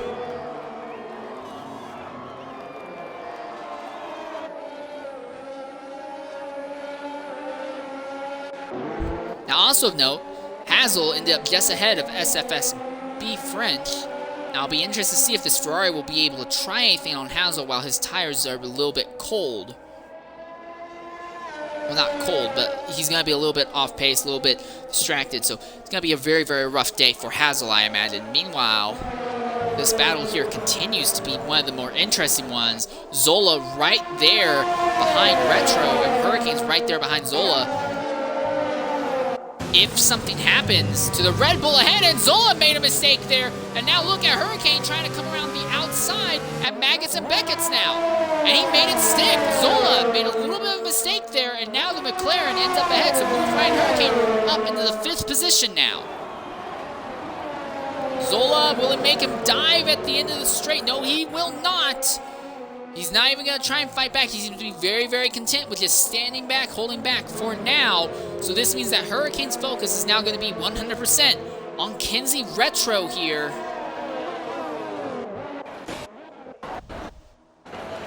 Oh no! And Sasha Andre and Beastian have both been involved in an accident. And they've both been involved in an accident there on the run down to Maggots and Beckett's. There's significant damage on Sasha Andre's front wing. Beastian looks like he'll be able to get away without too much of an issue, but for Sasha Andre, a bad day goes significantly worse.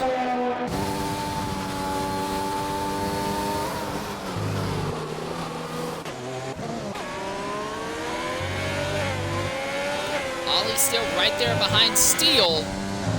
Hazel is actually ended up closing in on them just a little bit. I'll be interested to see if Hazel can actually do anything on the circuit to them, though. Meanwhile, Hurricane is trying to see if he can do something on Kenzie Retro on this run down. There's a little straight here, then a long corner, then another run down to Maggots and Beckett's. He's putting the pressure on the Red Bull. Backs off just a little bit there, going through that corner. Now into Maggots and Beckett's. This is going to be where it gets a little interesting. He's there. He's within 2/10 of Kenzie. Kenzie just needs to put down a good drive coming out of there, though, and he'll hold that position. Hurricane has a better run, though, and with a little bit of draft assist, he's going to try and make the overtake on the outside. They're going to be side by side as they go into this corner. And the McLaren is now up into 4th position.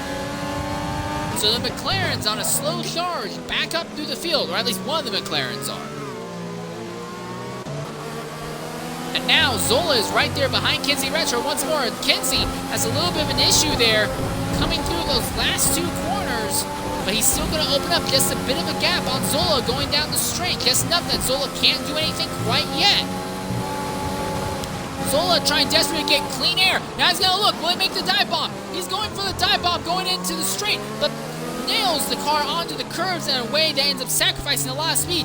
Retro struggling to keep the car on the track, though. Zola might have a chance to fight back going through this corner if he can get a good run. He does get a good run, but Retro did not get a very good run to counterpoint. Now Zola is closing in on Retro once more going down the straight. The straight's not long enough, though, so Retro will hold on to the 5th position for the moment. Already, Ryan Hurricane has opened up a 2.6-second gap on these drivers. Now Zola's looking on the inside of Retro. Don't close in on him. And the Red Bull will be able to hold on to the spot for just a little bit longer. Zola is doing everything he can to try and get by Retro, but has not been able to make it happen yet. Oh, and that pink Racing Point Mercedes goes really, really wide there. Now they run down through Maggots and Beckett's. You can see how much Zola closes in on Retro to the first half of it, but he closes in so much that he has to back out for the second half, and that means that Retro ends up with a better run coming out of it now. This is a little bit farther back in the field, though. Steele has been overtaken by Hazel, and Hazel is now putting his focus on Ollie.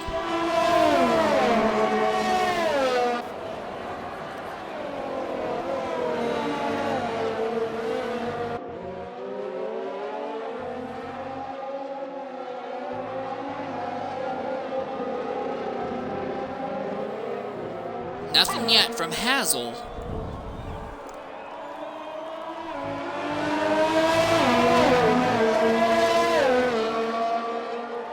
As they cross the line, we are now 14 laps into a 52-lap race, so we're about a little bit more than a quarter of the way done with the event. And SFSB French has retired in the pits. He will not continue the event.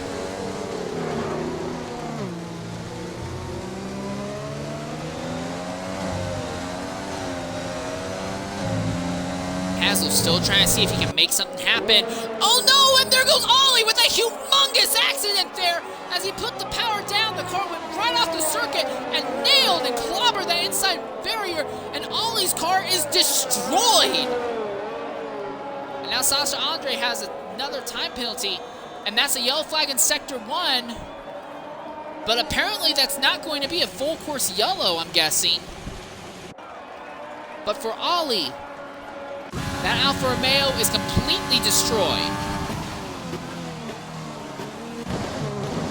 And B French, for whatever reason, that car's dot is still loaded on the track, although I don't know why. He's not on the circuit. All right, now it's been deloaded. Sasha Andre will move up, though, to 12th, and BC and Enlo will end up gaining positions from that as well. Meanwhile, Kinsey Retro continues to hold position over Zola. This is the only serious battle on the track right now.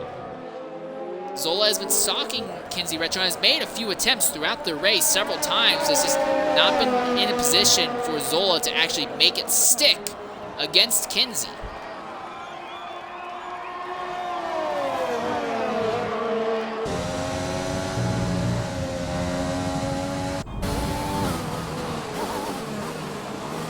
Gaps between almost everyone else on the circuit are 2 seconds or more.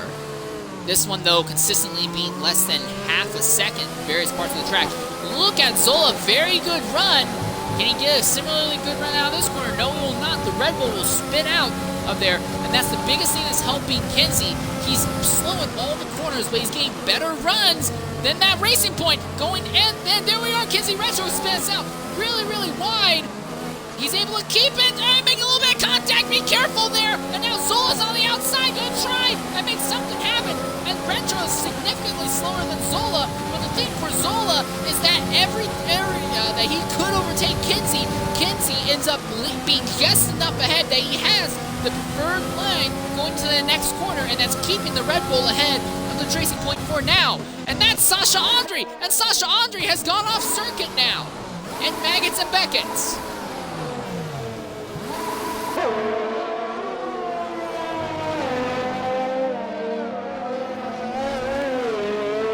And a bad day just goes worse and worse for Sasha.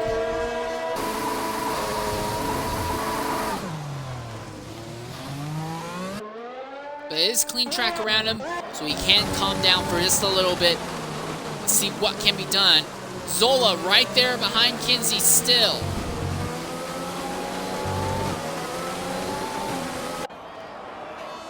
Red Bull struggling through his last 2 corners especially.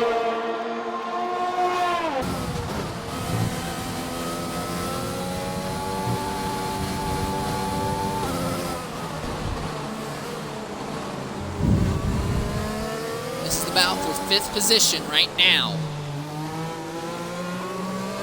You can see that Red Bull trying to step out as really letting Zola close in, but the thing is, the Red Bull is just good enough out of the corners that lead you onto the straights that Zola isn't able to close in enough to make anything happen. Here we are, Zola's gonna try. He tried this the prior lap. He wasn't able to make it stick. He's trying it this lap. He's not able to make it stick again as he runs into the Red Bull. He needs to make a different choice, otherwise he's gonna end up destroying that front wing, trying to make an overtake as the Red Bull crosses over in front. This might be it. He's on the inside of the Red Bull now.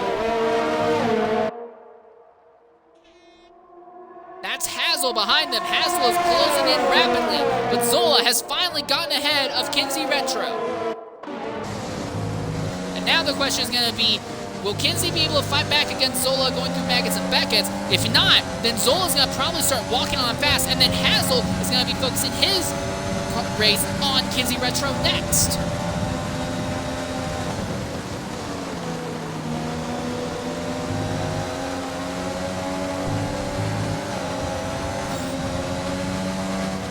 Zola, that's Retro, and Hazel.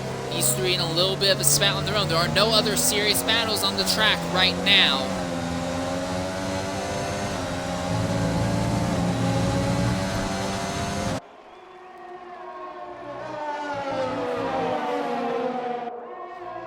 Outside of these three, everyone else has roughly 2 seconds between themselves and everyone else around them, if not more. So this is the only serious battle on the racing circuit as of now.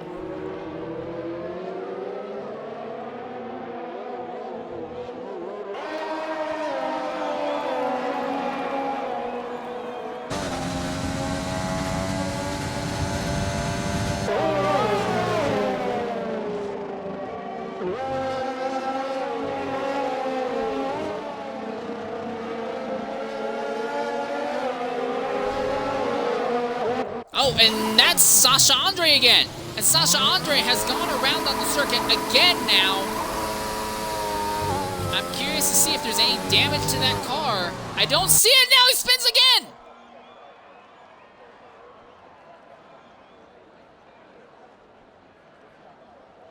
Well, there's definitely significant damage to that car now. Sasha, the car is not set up properly at all for that Williams. In these extreme wet weather conditions, this has got to be the 4th or 5th different incident we've seen with that car now and that driver. His teammate Ultimate crashed out as well. So the Williams is in general very, very poorly set up for these conditions. Ryan Hurricane has now just set the fastest lap of the day, 143.214. So the track has gotten a little bit faster and the drivers have figured it out a little bit more. Meanwhile, Hazel has just gotten by Kinsey Retro. And the question is going to be, will Hazel be able to make anything happen to Zola ahead of him?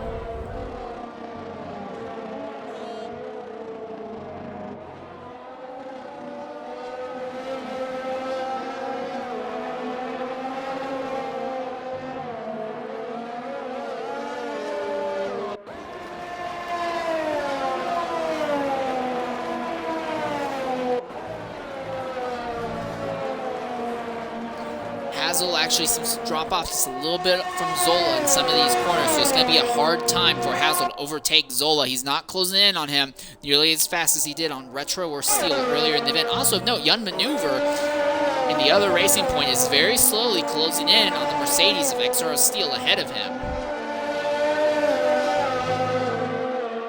So that could be a very, very interesting development.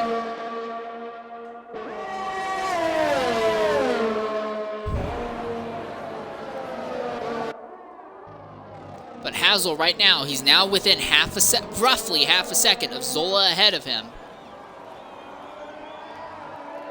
And that's Sasha Andre again. But he's already back underway. All right, I think now the game is just acting paranoid, but there is still wing damage on that Williams.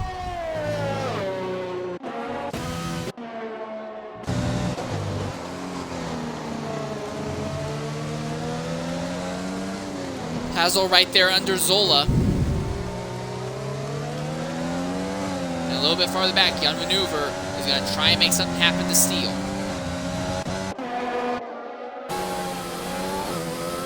Steel having a lot of trouble keeping that car straight. In fact, so much trouble, he's going to be way slower than the racing point going down the straight. You look at Young Maneuver, very, very smooth overtake there. And now we move Young Maneuver up into the 8th position. And it's time for him to start trying to put his focus on Kinsey Retro. But Hazel is right there still behind Zola, not in a position to make a move now. This would be a battle for 5th position.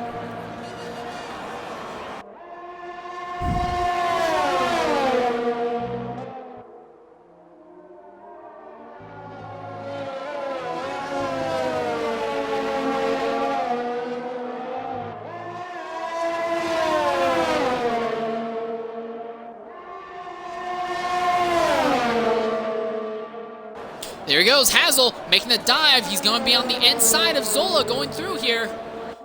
Sasha Andre right around again, and that's going to be in front of the leaders. But he is underway, and it looks like he's going to be off the circuit. Just barely, but he is going to be off the circuit. Zola, excellent defense against Hazel, though. Hazel way faster, but he's going to have to wait a little bit longer before he can make this overtake stick. This might be the ideal chance if Hazel can shoot up on the inside. Not close enough this time, though.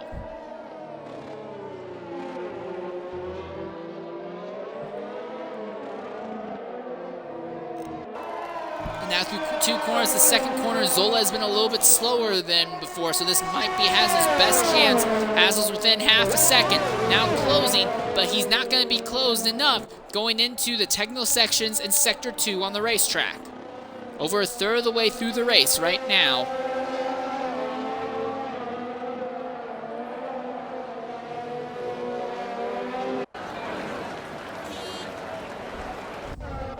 And Sasha Andre has now had another incident there on the straightaway.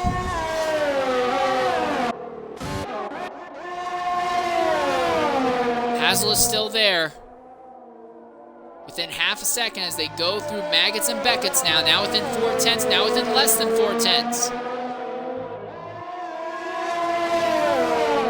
But coming out of Maggots and Beckett's, he's closing again. But I don't think it's gonna be enough for him to make the move that he tried the prior lap. He'll have to wait even longer now. And the longer he stays behind Zola, the worse and worse the condition of those front tires are. Kinsey Retro, another time penalty for multiple track violations. Also of note, over the last 2 races, I said that you get automatically disqualified by the lead from the race you're in if you incur 21 time seconds of penalty or more. Yes, that is true for most XRRL and PRL events. Excuse me, I'm sorry about that. However, in these full-length races, it's actually extended out to 28 seconds. So real quickly, as we go ahead and look at the penalties, right now Sasha Andre is the closest to that, but he only has 15 right now. So the circumstances are not that bad yet. Also of note, Lowe and Sasha Andre are the only 2 drivers still on track who have made pit stops. Both of them have made 2 each to repair damage and change tires. Everyone else is on the same set of tires that they've started the race on. Right now, it's looking like everyone might be able to make it a 1-stop race. Low, fastest of the day, 143.004. Look at Hazel twisting the car. He's going to have to back off of Zola just a bit, let those tires get a little bit cooler before he goes in. After that racing point once more, Young Maneuver has gotten by Kinsey Retro a little bit farther back. Sorry I missed that. And now Kinsey Retro might fall under threat from Steele, and Young Maneuver will be able to start, if Zola keeps holding Hazel up, Young Maneuver might be able to close in on that battle again.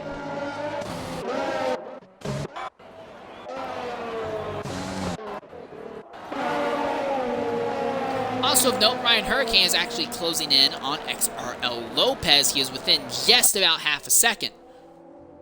So this could be a battle for a podium position if Hurricane is able to make something stick.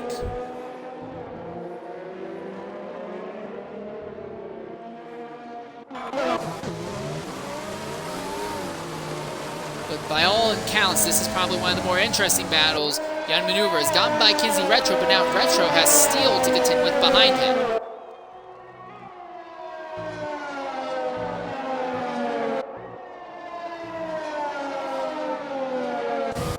And that's Sasha Andre again, who has gone around.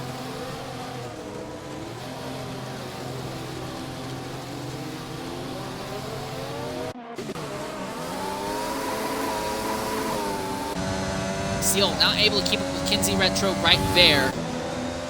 And Hazel has fallen off the back of Zola just a little bit, but Hurricane is right there behind Lopez. They're going to dive into Maggots and Beckett's. If Lopez has a bad exit through here or leaves the door open, we may see the battle for third begin in earnest.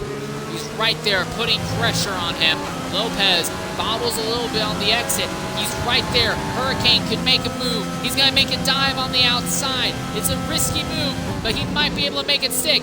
Going around on the outside, there's the McLaren. The Ferrari is on the inside. They're going to be neck and neck as they go down the straight. And ahead is going to be Ryan Hurricane.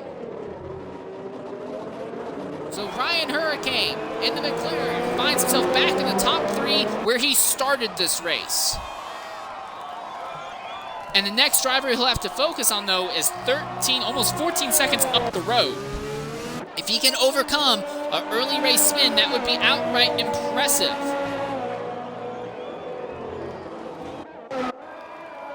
Hazel is closed in once more on Zola ahead of him. And Sasha Andre, another accident in that Williams. The front wing is pretty much totaled right now. But anyways, back to this little battle here. Hazel still there underneath Zola. Zola is probably thinking, oh, this must have been what Brett Kinsey felt like when I was under him.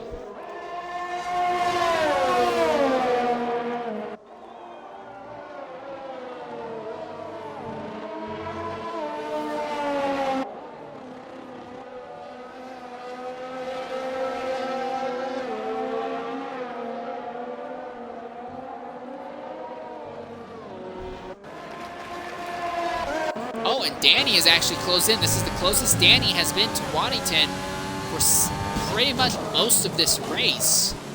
So we may see a potential fight for a lead in a short period of time if Danny can keep closing in on Waddington like that. Right now, though, the active battle is Hazel stalking Zola.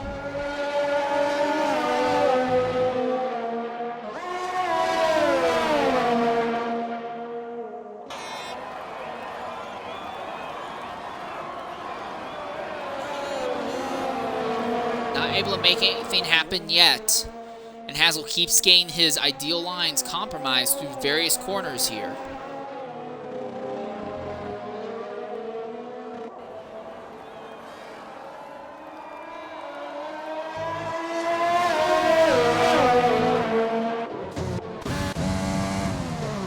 Oh, and Sasha Andre has apparently DNF'd.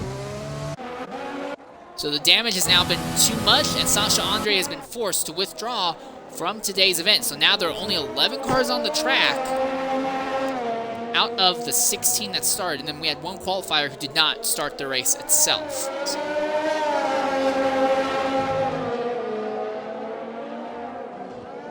Hazel is still right there beneath Zola. This could be the ideal chance. He makes a dive to the inside. This is the move that Zola tried several times on Kinsey. Wasn't able to make it work to make contact.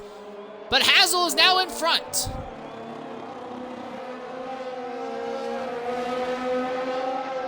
So move Hazel up into the 5th position now. And this, though, is for the lead. Danny is within half a second of Waddington now. There is a serious battle for the top spot going on, folks.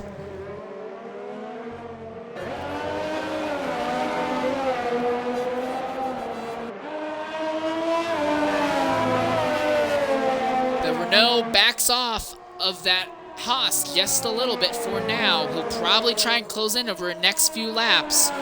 We are almost halfway through this race, and for everyone who wants to make this a one-stopper, excuse me, for everyone who wants to make this a one-stop race, we can imagine start seeing the drivers come in and make those stops very shortly here.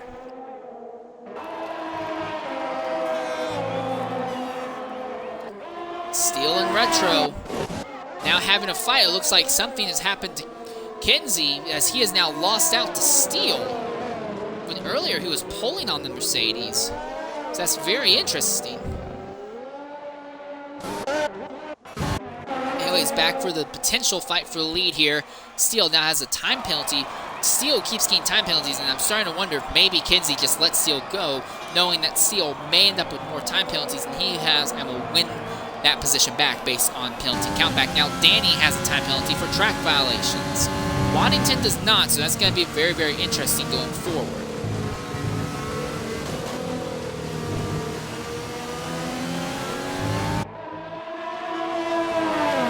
Fastest lap with a 141.969. That McLaren is significantly off pace compared to the rest of the field. Not in terms of lap times, but in terms of position and time distances, because he was involved in an accident that sent him off the circuit.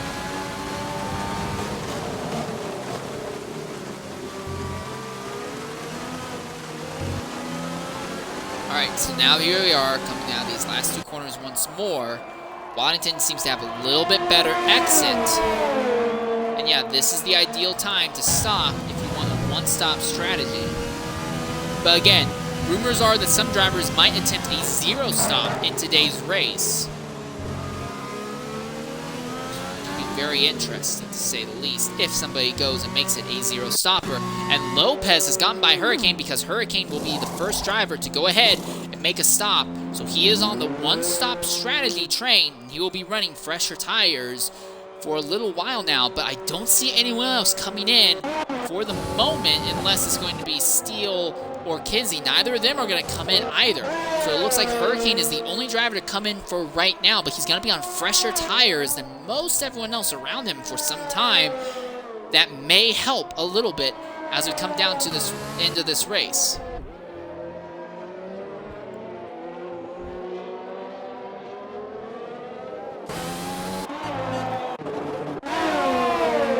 Meanwhile, back in the battle for the top position. Also, Kinsey Retro is still there behind Steele. This is interesting. I honestly thought this battle would have been over by now. But anyways, Danny is right there behind Waddington, but loses time coming out of Magnuson Beckett's. Not enough time, though. He's closing in through the draft. He might be able to make a move. He's not going to make a move coming at the end of the straight, but he's there. He's in a position to put as much pressure on the Haas as he wants. The Renault might be able to get this race victory if either the Haas makes a lot of mistakes and starts getting track violations, or if Danny can just overtake him on track. I think without a doubt, Danny is faster than Waddington at this point in the race. Neither of these drivers have pitted yet. Will Lopez pit this lap? Lopez is coming in to pit.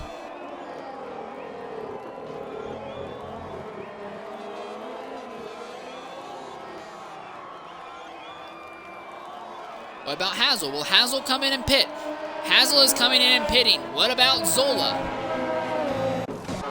And it looks like Zola is also going to come in and make a stop. Hurricane will make most of these positions back. This is Young Maneuver. He is staying out another lap.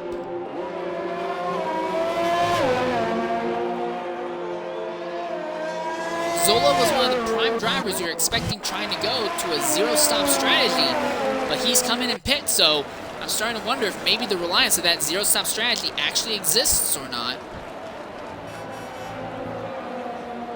No guarantee that anyone's going to go with a zero-stop strategy, but most everyone seems to be locked into a one-stopper for now. Kinsey Retro right there behind Steele in a position to potentially make something happen. Neither of these two drivers have stopped yet. Ooh, wow, Kinsey being really, really aggressive, putting the power down on that Red Bull. You gotta be a little more careful than that, mate.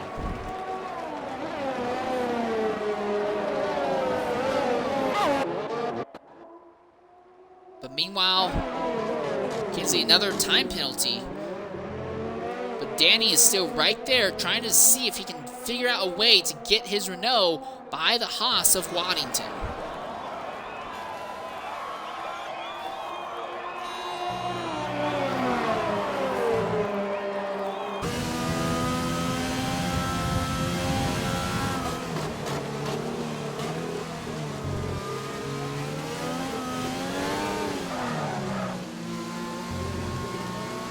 Here the tires kind of locking up on Danny's end.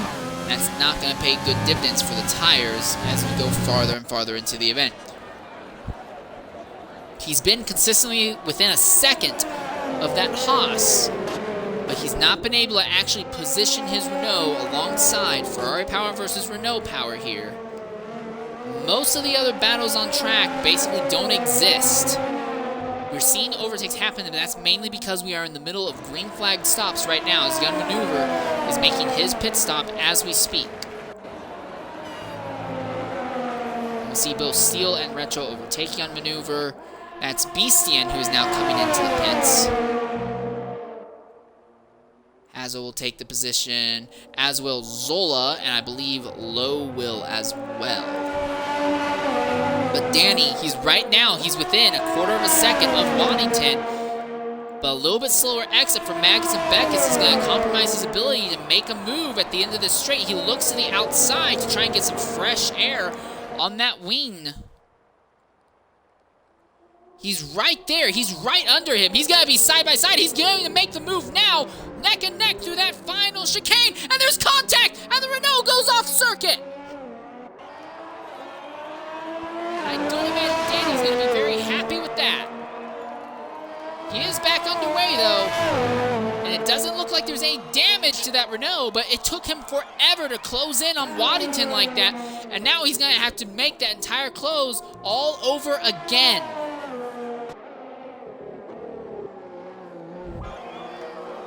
Waddington now in the lead by over 5 seconds after contact with Danny sent that Renault around. Hazel, though, is one of only 2 drivers, Waddington being the other one, who's not having any time penalties. So that's a very, very interesting development, to say the least, on his part. A little bit farther ahead, Kinsey Retro has closed back in on Steele ahead of him.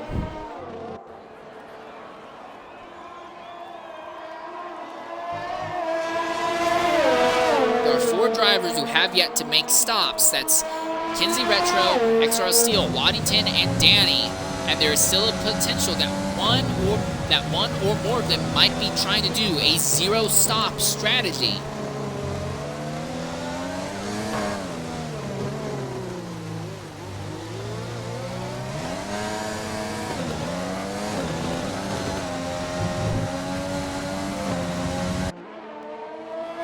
Retro trying desperately to get some clean air on that front wing as he comes through that corner. He gets a good run on the Mercedes ahead, but not really able to do anything directly. Right now, this is the only active battle on the circuit.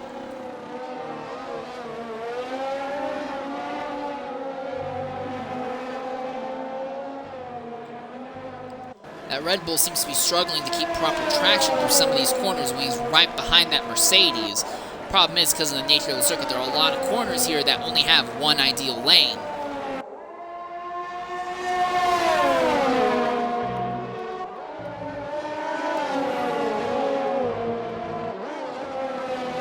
Ooh, they're going to be almost neck and neck going through Magnus and Beckes here. Steele made a very, very significant mistake. Kinsey Retro going to try the crossover. He's got the draft. He might be able to make a move at the end of the straight. He looks to the inside. No serious defense from Steele. He's going to let Kinsey have that inside line. He wants to take that position back, basically, and they make a little bit of contact there, but Retro's going to hold on to the spot for the moment. So move Retro back up into the 5th position, with Steele falling back down to 6, and Hazel is closing in on both of them.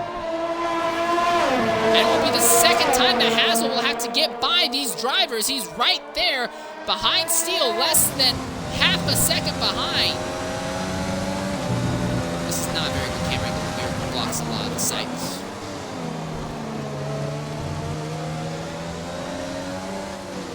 You can see that Mercedes whipping it all around here through these slower corners. Steele already opened up a 1.4 second gap. Has a 1.4 second gap open on him against Kinsey. And Hazel is right there. Hazel might be able to make an overtake or attempted overtake on Steele at the end of the straight. He's going to think better of it. He's not doing it here.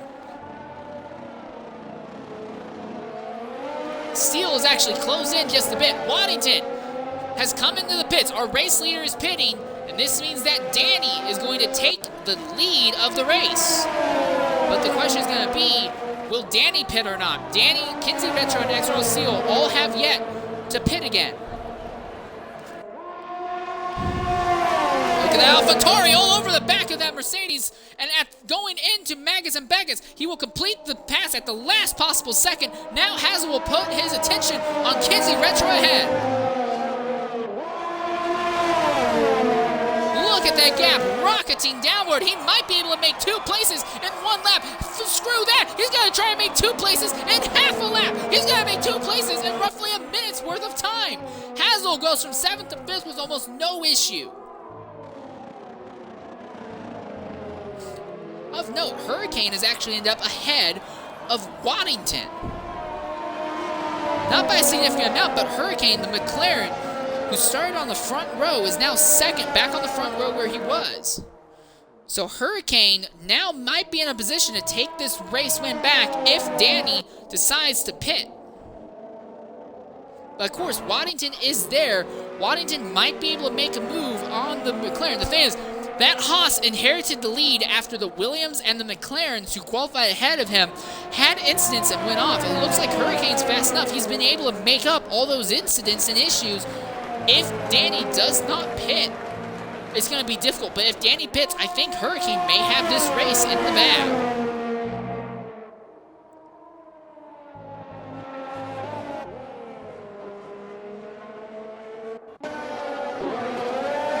Kinsey Retro trying to hold on to the back of Hazel, but I don't see it happening.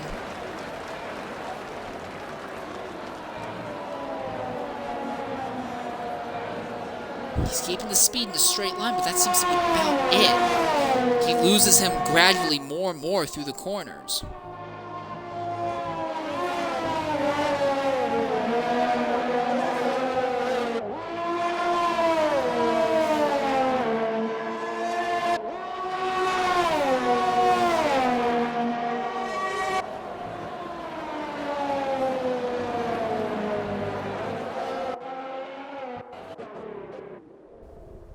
Waddington has fallen to about a 2nd off the back of Hurricane. He's just gradually losing that McLaren.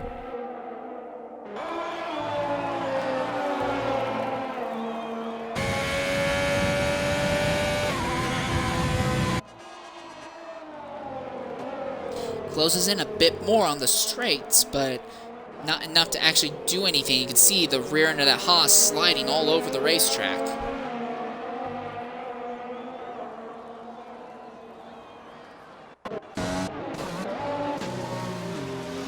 This is interesting. Lowe, Zola, Steele, and Kinsey are all gradually closing in on each other. Right now, Lowe is the most interesting part. He is closed in to the back of Zola just a bit here.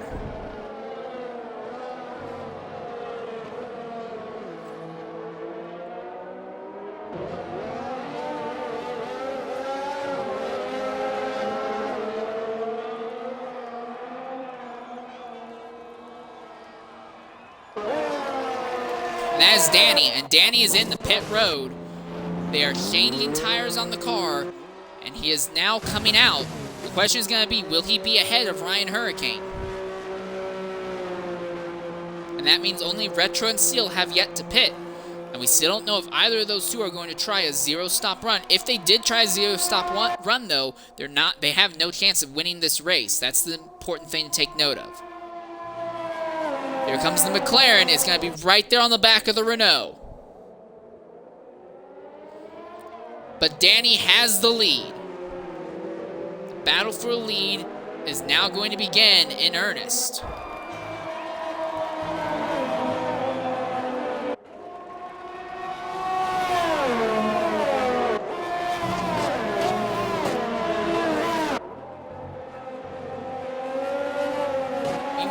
Zola and Steele are all closing in on each other in the back of the field now.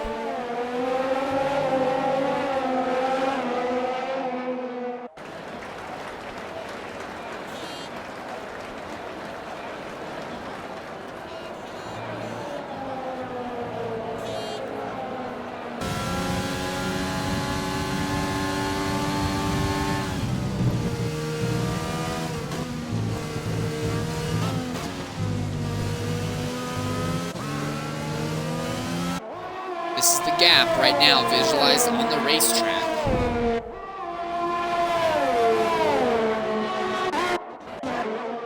Here's the other battle Low on Zola on Steele.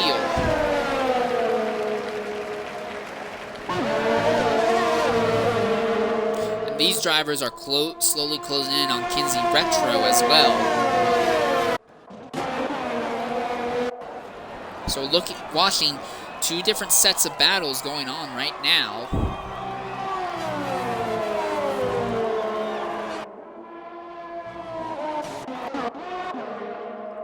Low is there. Low is ready to make the move on Zola at the end of the straight. But Zola is going to make the move on Steele instead. And off the best defense is a good offense, it would seem. Now Low is trapped behind Steele.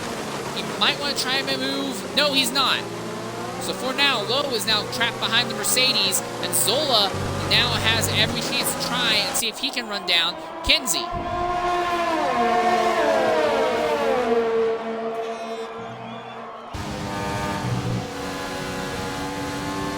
Steele and Kinsey both have not made their pit stop. They may be going on that one-stop strategy.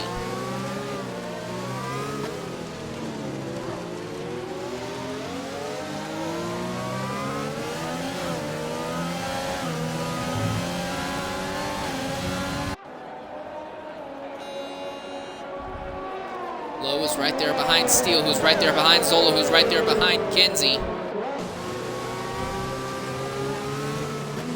If Kinsey makes a mistake, it will be feeding frenzy behind him. Look at Steele over-rotating that Mercedes. They're going to make a little bit of contact, just a bit though. So Steele is now going to fall behind Low, and Low can put his sights back on Zola.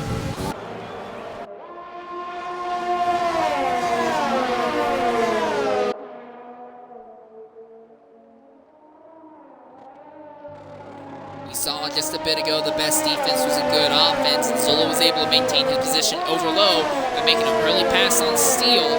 Zola might want to try doing that same thing to Kinsey Retro as soon as he can. Thing is, Kinsey Retro has given Zola nothing but grief early in the race when Kinsey was trying to get by him. So I don't know how easy that overtake may happen. Kinsey is going to be basically the cork on a bottle of heavily shaken champagne. Metaphorically speaking, I don't think any of these drivers will be throwing champagne. They're not in podium positions. But right now, that's a very interesting thing to watch right now.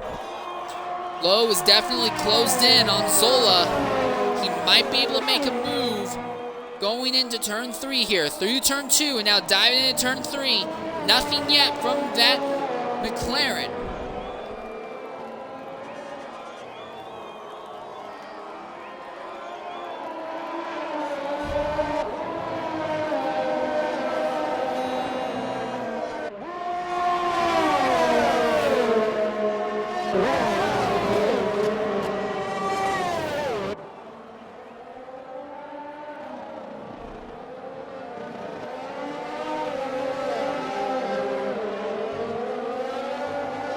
Oh no, and there's Kinsey, and Kinsey's made a mistake. This might be the chance that Zola was looking for. They're going to be neck and neck for that position. Low is coming right up on them both.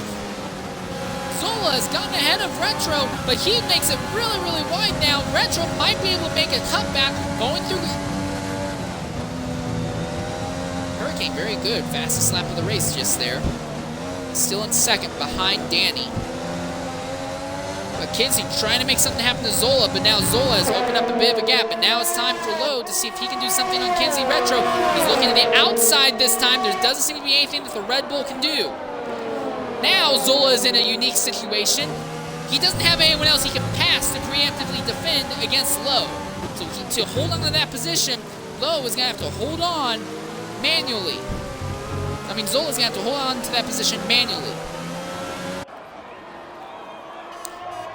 I think for Retro and Steele, that zero-stop strategy has basically turned against them. They are now 8th and 9th, and they are the only drivers who have not made a stop yet. Oh, Zola!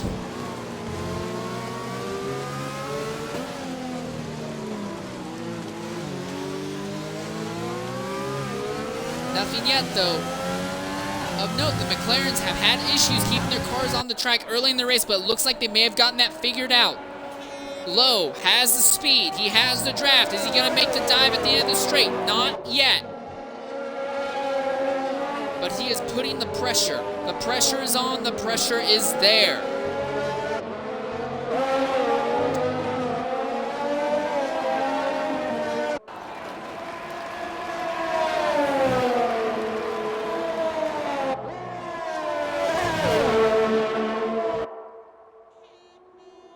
Lowe trying to come back from an early race accident.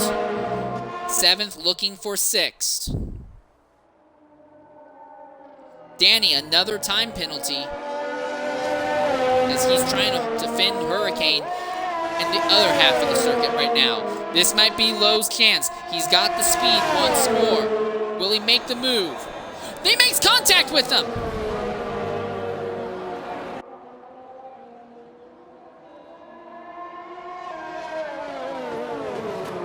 No damage on either car as far as I can tell. But Lowe wanted to make a dive, timed it wrong, and ended up hitting the back with a tracing point ahead of him. Oh, and now he's going around and hits the inside wall. Once, twice, and cuts it all the track, and now he's destroyed. And the car is ruined, and that's a full course safety yellow. Full course safety car.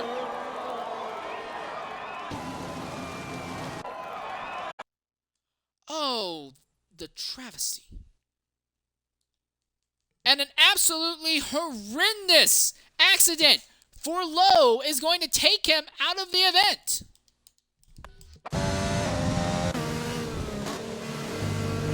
We're going to try and get Lowe in here and see if he has to say what happened. Here we are. Oh, yeah. Here in the booth with us right now. Lowe, go ahead. Make sure your audio is included. Yes, Lowe, we were watching you when that happened. What occurred? Was the contact you made with Zola, did that have an impact on the accident? Not really. The wing was still fine. Actually, I went over everything, made sure the car was good in that very moment, but what happened was I gave it a bit of too much gas, and that's unfortunately sometimes what happens. You end up going right into the wall, and there's no, once it's gone, it's gone. You know what I mean? There's no point on trying to correct it. I tried to fix it once, and I hit the wall, and I was lucky. Nothing happened, and then when I went up back on the gas, it just right out. So it was an unlucky beginning of the race, and it was an unlucky middle of the race because I was catching everyone. I was just about to start making my way to 6th. So yeah, I'm pretty disappointed in that. Pretty disappointed. All right, so now the next question is, what are the conditions on the track like in the driver's seat? From the booth, we can obviously see the track is coated with water, and it's hard to see from the spray from the drivers ahead, but what else would you care to elaborate on the conditions of the track right now? Actually, with the car, the way it's set up right now, it's actually feeling really good. I actually had a lot of grip. I was doing some fastest laps. I don't know if you saw them, but yeah, I was pushing really hard. So the car felt great. I actually was really happy with the setup. So everything's great, but yeah, unfortunately just had that little mess up and unfortunately took me out.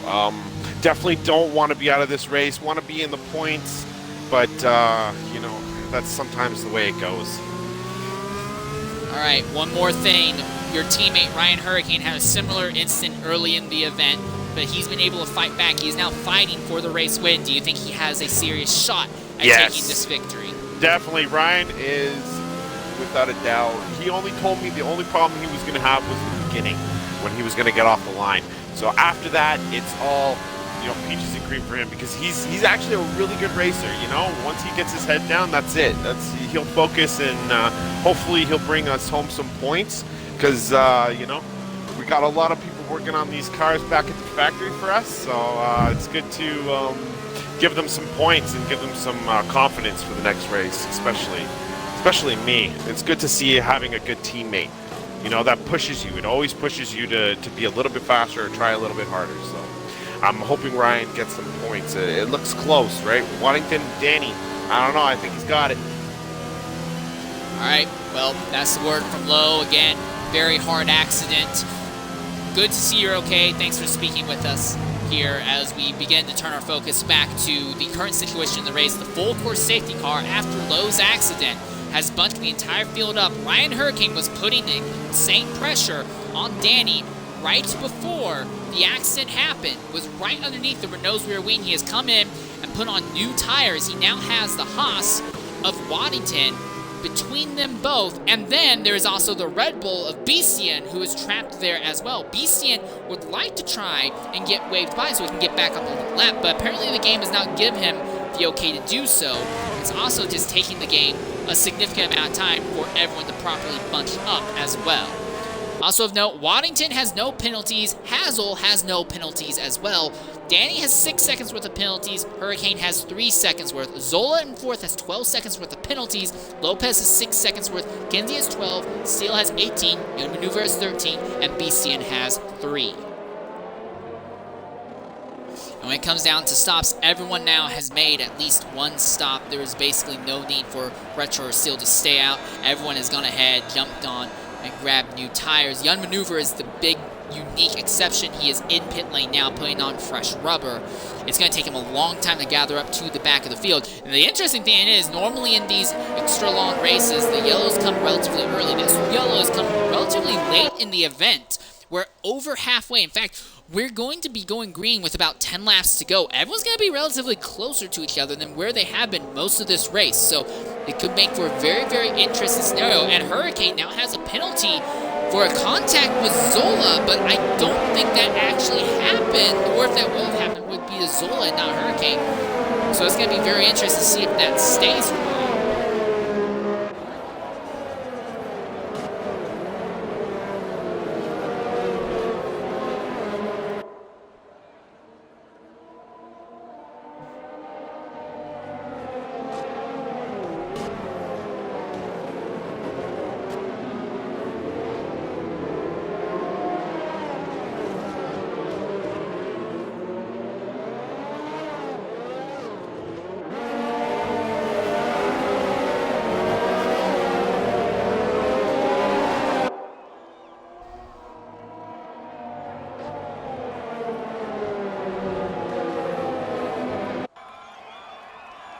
Staying by right now as we're preparing to get underway. The big question is going to be, will they go green shortly here, or will the field wait for Young Maneuver to properly catch up to the rest of the field? Right now, Young Maneuver is on the back third of the circuit, while the field is about to exit the first sector. And the good news is, because there's a lot of acceleration focus, Young Maneuver should be able to be relatively close to the back of the field at the end of this current lap, and we should be going green going on to lap 41. Hopefully, fingers crossed. And with that in mind, when we go green, going on to lap 41, we'll be going green with basically 12 laps to go. This is Steele. It looks like Bestian is dropping back to the tail end of this field now, so that means that Hurricane will only have Waddington between himself and Danny now. But Waddington led a significant part of the early section of the race. Granted, he inherited that lead after all the Renault-powered cars and the two Williams had incidents. But now Waddington in the Haas has to both attack and be on defense. It's going to be very, very interesting to see what he can do in that scenario. Field now comes down to the run to Maggots and Beckett's. I'm still not 100% sure if Young Maneuver is going to catch up to the back of the field or not. I'll be back.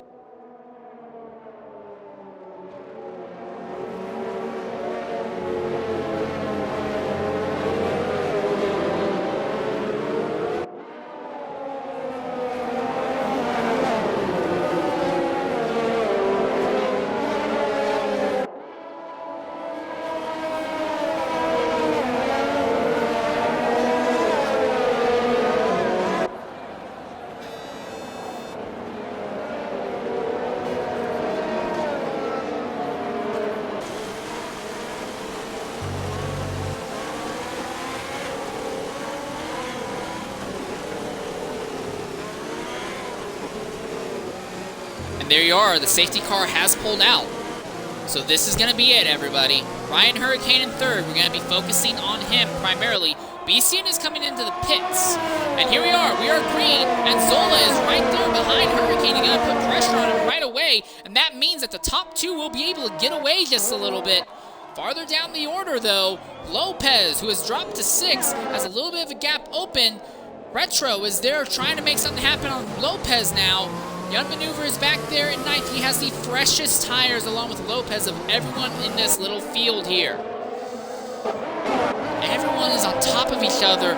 Zola right there beneath Hurricane. He's going to try and fight back against him. He wants to see if he can get that position back.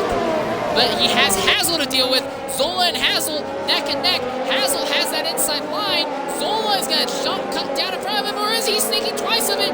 He is not going to cut down on him. So Hazel is right there behind Zola trying to make something happen. Honda powered versus Mercedes powered, two customer teams. And Zola has now dropped off the back of Hurricane, so this means that Hurricane now put an honest fight on Danny.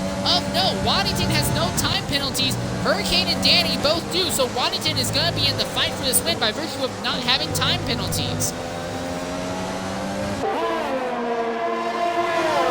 Hazel continues to put pressure on Zola here, going down the straight. He's closing in. Will he make the move? He's thinking of it. Behind Kinsey, making a huge lunge on Lopez and backs out at the last second. But the Ferrari driver has definitely been spooked. Steele now has a time second penalty for multiple track violations. Again, Hurricane is now there. He's ready to start focusing on Waddington. Hazel has now begun putting his focus on Zola again. It's 11 laps to go when they cross the line. A little bit of a lockup. Hurricane has fresher tires than Waddington and Danny ahead.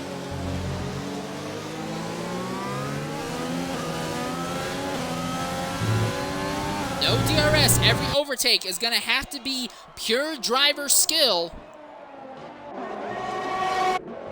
Farther back, Kinsey Retro right there behind Lopez, and Lopez is right there behind Hazel, but no one's able to make a move going into this section right here.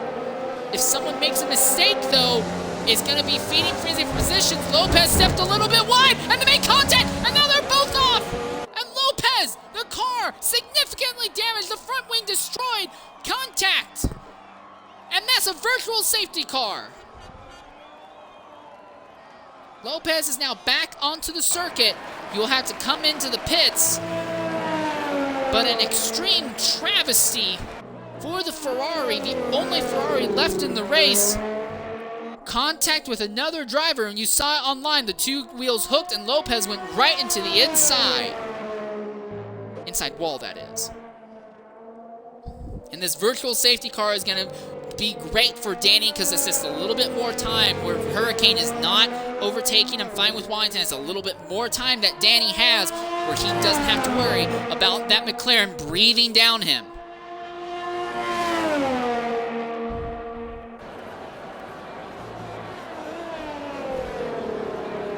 Kinsey Retro has a drive-through penalty for speeding under the virtual safety car.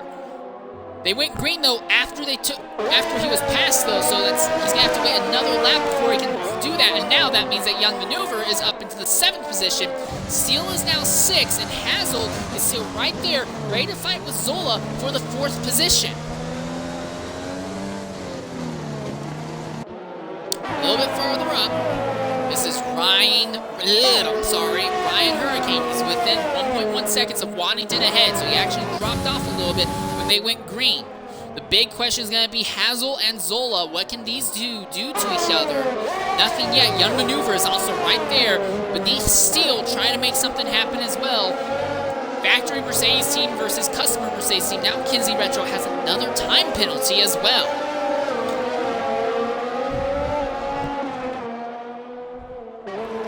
As of now, Waddington would be your race winner because Danny has 6 seconds worth of penalty. Danny needs to run away from Waddington as fast as he can, and ideally he wants Hurricane to get caught up fighting with Waddington as long as possible as well.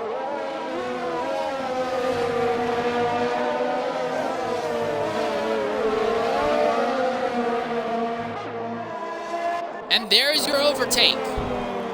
Waddington is going to lose that position to Hurricane. Young Maneuver has just gotten by Steele there at the end of that straightaway. Steele wants to try and make the cutback, but I don't think it's going to happen here. Indeed, it does not. Danny has just set the fastest lap of the day.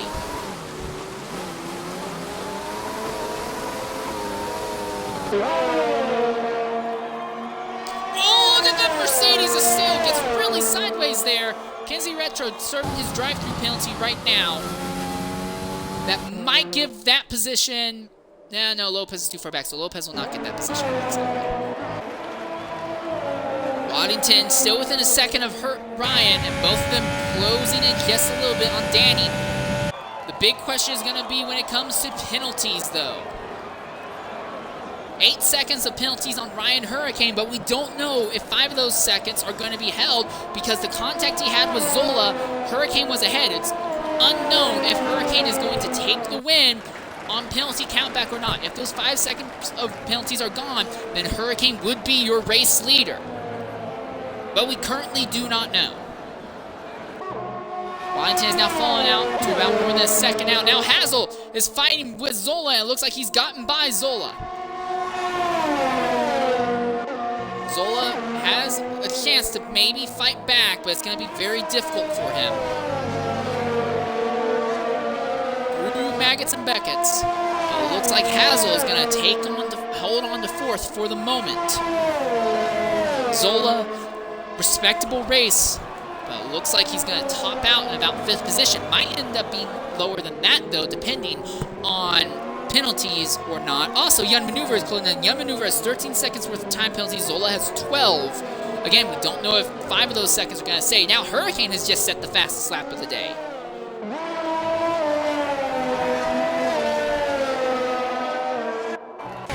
So the battle is on for the top spot. Ryan Hurricane is on fresher, slightly fresher, but fresher tires nonetheless than Danny, is trying to close in on him. It's 8 laps to go right now.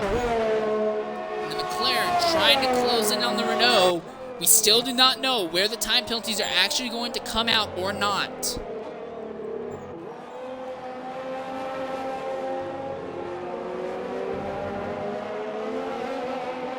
There's your lap times, and you can see right there the fastest laps of the day are being set by Hurricane and Danny thus far.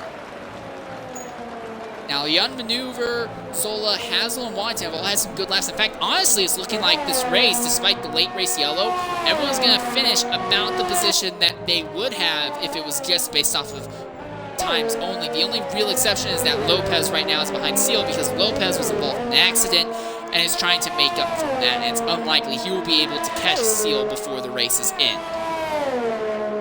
Lopez, 13 laps on those wets also. Zola is on the oldest tires in the field right now, 17 laps.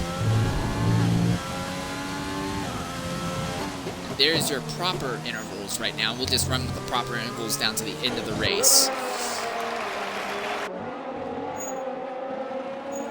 Of note, Young Maneuver. Oh, Danny just went, and Danny now just set the fastest lap now. So both of these drivers saying fastest laps against each other. Outstanding. Very outstanding. And they're both walking away from Waddington. Steele now has a time penalty for track violations. Again, that Mercedes has been having nothing but trouble staying on the racetrack proper. Also of note, only 10 cars left on the track. That means that all of these drivers will walk out of this race with points. At least 1 point, but with points irregardless.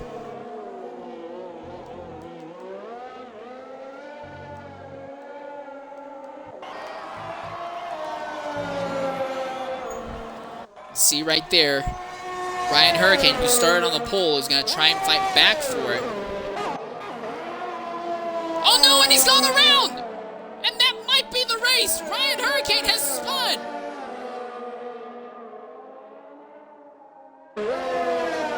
And he falls all the way back to the 6th position!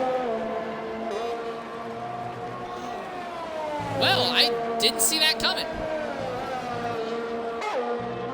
I didn't expect that to happen. He was pushing. Him and Danny were pushing their cars like nobody's business there.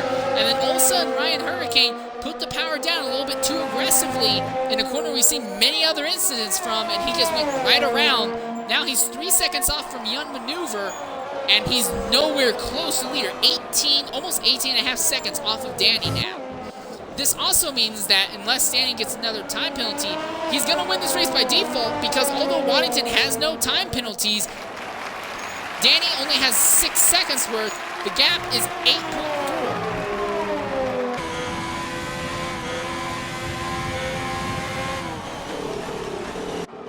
Also of note, the two drivers who have no penalties against them, Hazel and Waddington, they have found each other, and they honestly will probably have a little bit of a battle between them, and that could dirty one of the races before it gets to the end here.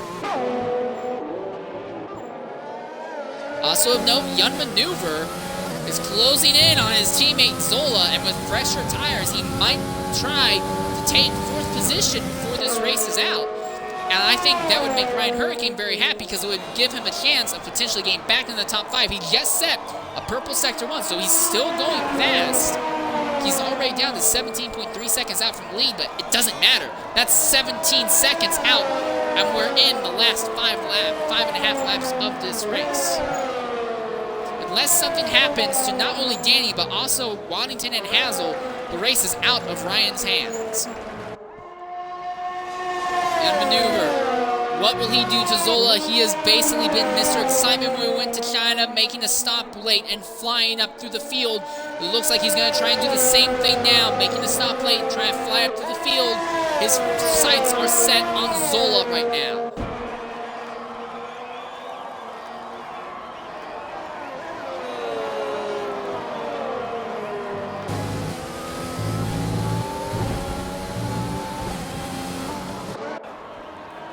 Meanwhile, Hazel, he's there behind Waddington. Hurricane is there behind Young Maneuver, and Young Maneuver is behind Zola. Battles have sprung up once more in this race. Hurricane, fastest lap again, 139.976. It's not a win, but if he can hold on to it, that would be a nice, acceptable, not really acceptable, but I guess somewhat soothing reward. He got pole, and he might get point for fastest lap of the race as well, especially because Danny does not have to push hard going to the end here. Also, Hurricane is likely going to win this race not this race, but win 4th from countback against Zola and Young Maneuver. They both have way more penalties than he does right now.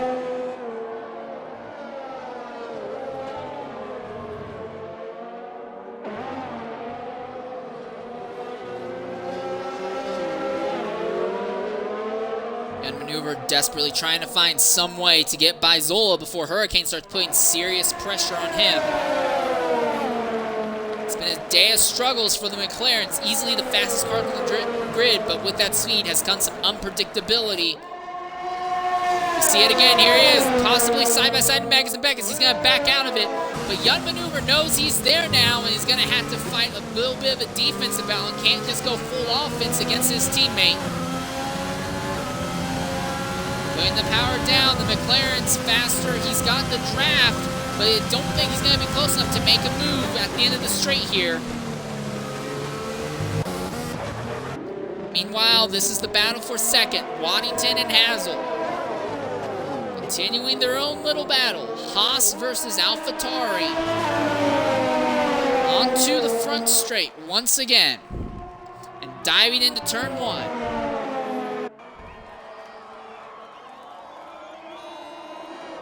I'm going to turn the gap back to interval because no one's going to catch the leader.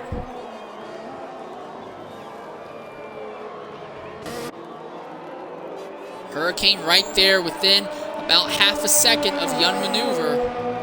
If he can get a good exit in this upcoming corner, he might be able to overtake him on the straight. Not a good exit. Hazel, on the other hand, hanging around about half a second, give or take about a tenth from Waddington. This is the battle for second and third between two drivers who have no time penalties. So this is a very interesting scenario. This is full on-track ability only. Waddington led pretty much the entire first third of this race. Hazel has made a way up from the back to the front. So two very, very interesting drivers to follow without a doubt.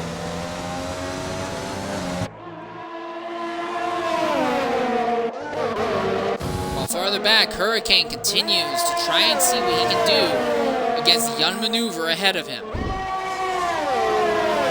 He's He's got the draft. He's way faster on the straight, but the straight's not long enough, so he has to back off once more. There's the battle. Neck and neck. Hazel, Waddington. Waddington is in the position that Danny was earlier when he tried to pass him, but this time they're able to make it. They made contact though. They both run wide. Now Waddington has a time penalty. Hazel, they made contact again. Diving into turn one. Still side by side. Neck and neck. And Hazel is up in front now. Oh, and a lockup from Hazel, and Waddington goes back to the top. Hazel coming back. He's trying to make a comeback work. Nothing yet.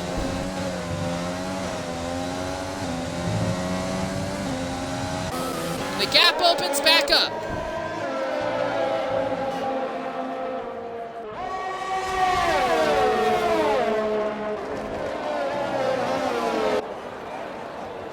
Hazel, though, has no time penalties, and Waddington did get a time penalty from that battle. So Hazel might still get second based on penalty countback. He's the only car on track now without a time penalty. But I think after how aggressively Waddington fought with him there, I think he's going to want to get this on pure on-track ability now to really prove the point. Hurricane is there. Hurricane side by side with Young Maneuver going into Maggis and Beckett's. He's got fifth.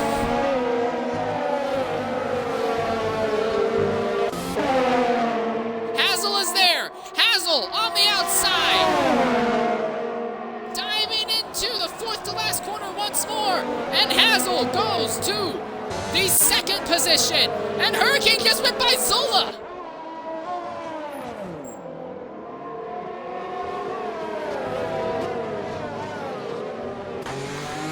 Waddington is pinning! Waddington may have damage on that car. I can't see anything, but there may be damage on Waddington's machine. So Hurricane, no, Waddington is retired from the race.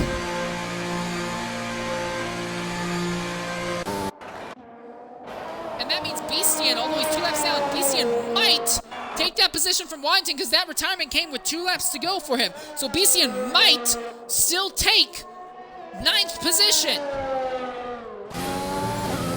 Maneuver is trying to see if he can do anything to his teammate Zola. He's faster than him on the straightaway. Way faster than him on the straightaway. But no move yet. Hurricane's walking away right now.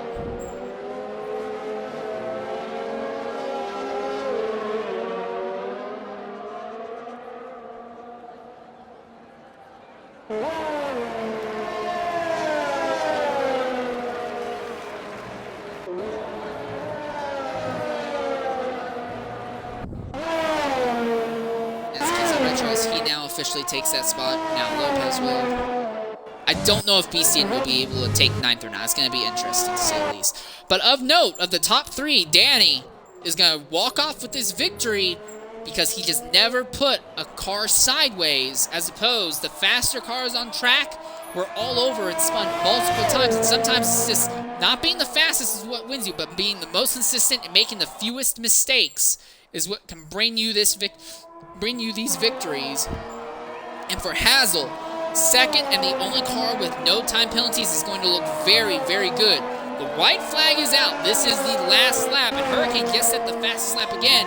It's not a win, but he took home the pole, and he's more likely going to take the point for the fastest lap of the race. And Kinsey Retro has wrecked the car now. And Kinsey has spun and totaled the car coming out there, and the leader is coming up on him.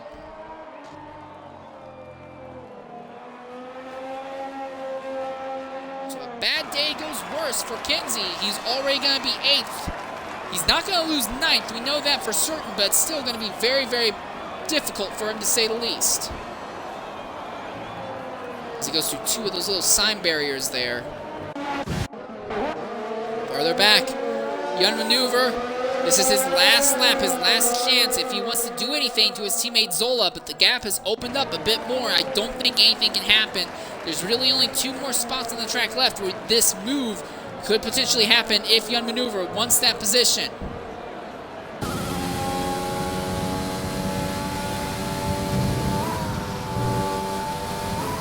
Zola not making any significant mistakes in Magus and Beckett, so it doesn't look like it's going to happen. Zola is more than likely going to hold on to that position.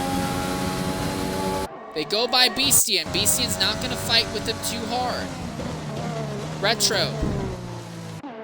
Coming around. Danny is going to be your race winner here at Silverstone. And coming around for second. Here comes Hazel. Not a single penalty all day today. Outstanding job. Hurricane will take home fastest. Oh, and Hurricane has an unserved penalty. Ow. Oh, and Hurricane runs to the back of Hazel. After the finish is over, Zola will take home fourth and Young Maneuver fifth. Steele is coming around in sixth now.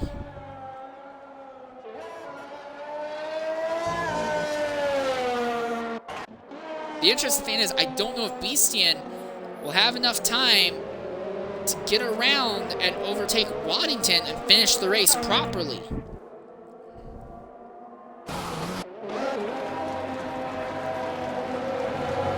Hurricane has damage after running to the back of Zola post-race. At this point, the AI has taken control of the cars.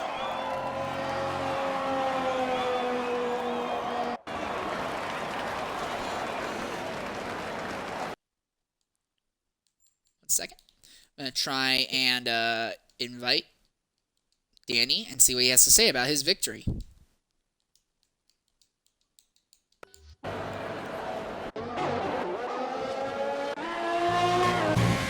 Lopez has now finished his lap, and yep, that's race over.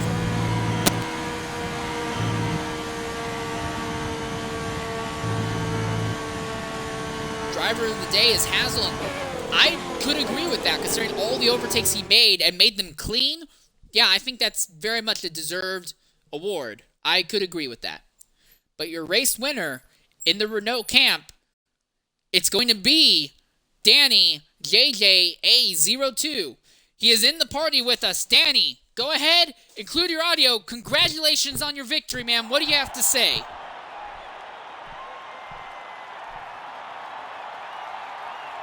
Danny, can you hear me? I have no idea if you can hear me or not.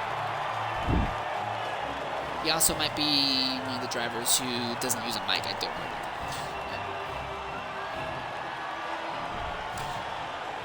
Danny, can you hear me? Anyways, real quickly, while we wait to see if he's able or not, Ryan Hurricane will take the fastest lap, so congratulations on him. Danny wins the race, Hazel second, Hurricane third, Zola fourth, Young Maneuver fifth, Steele sixth, Lopez seventh, Kinsey Retro eighth, Waddington ninth, Beastian will be 10th.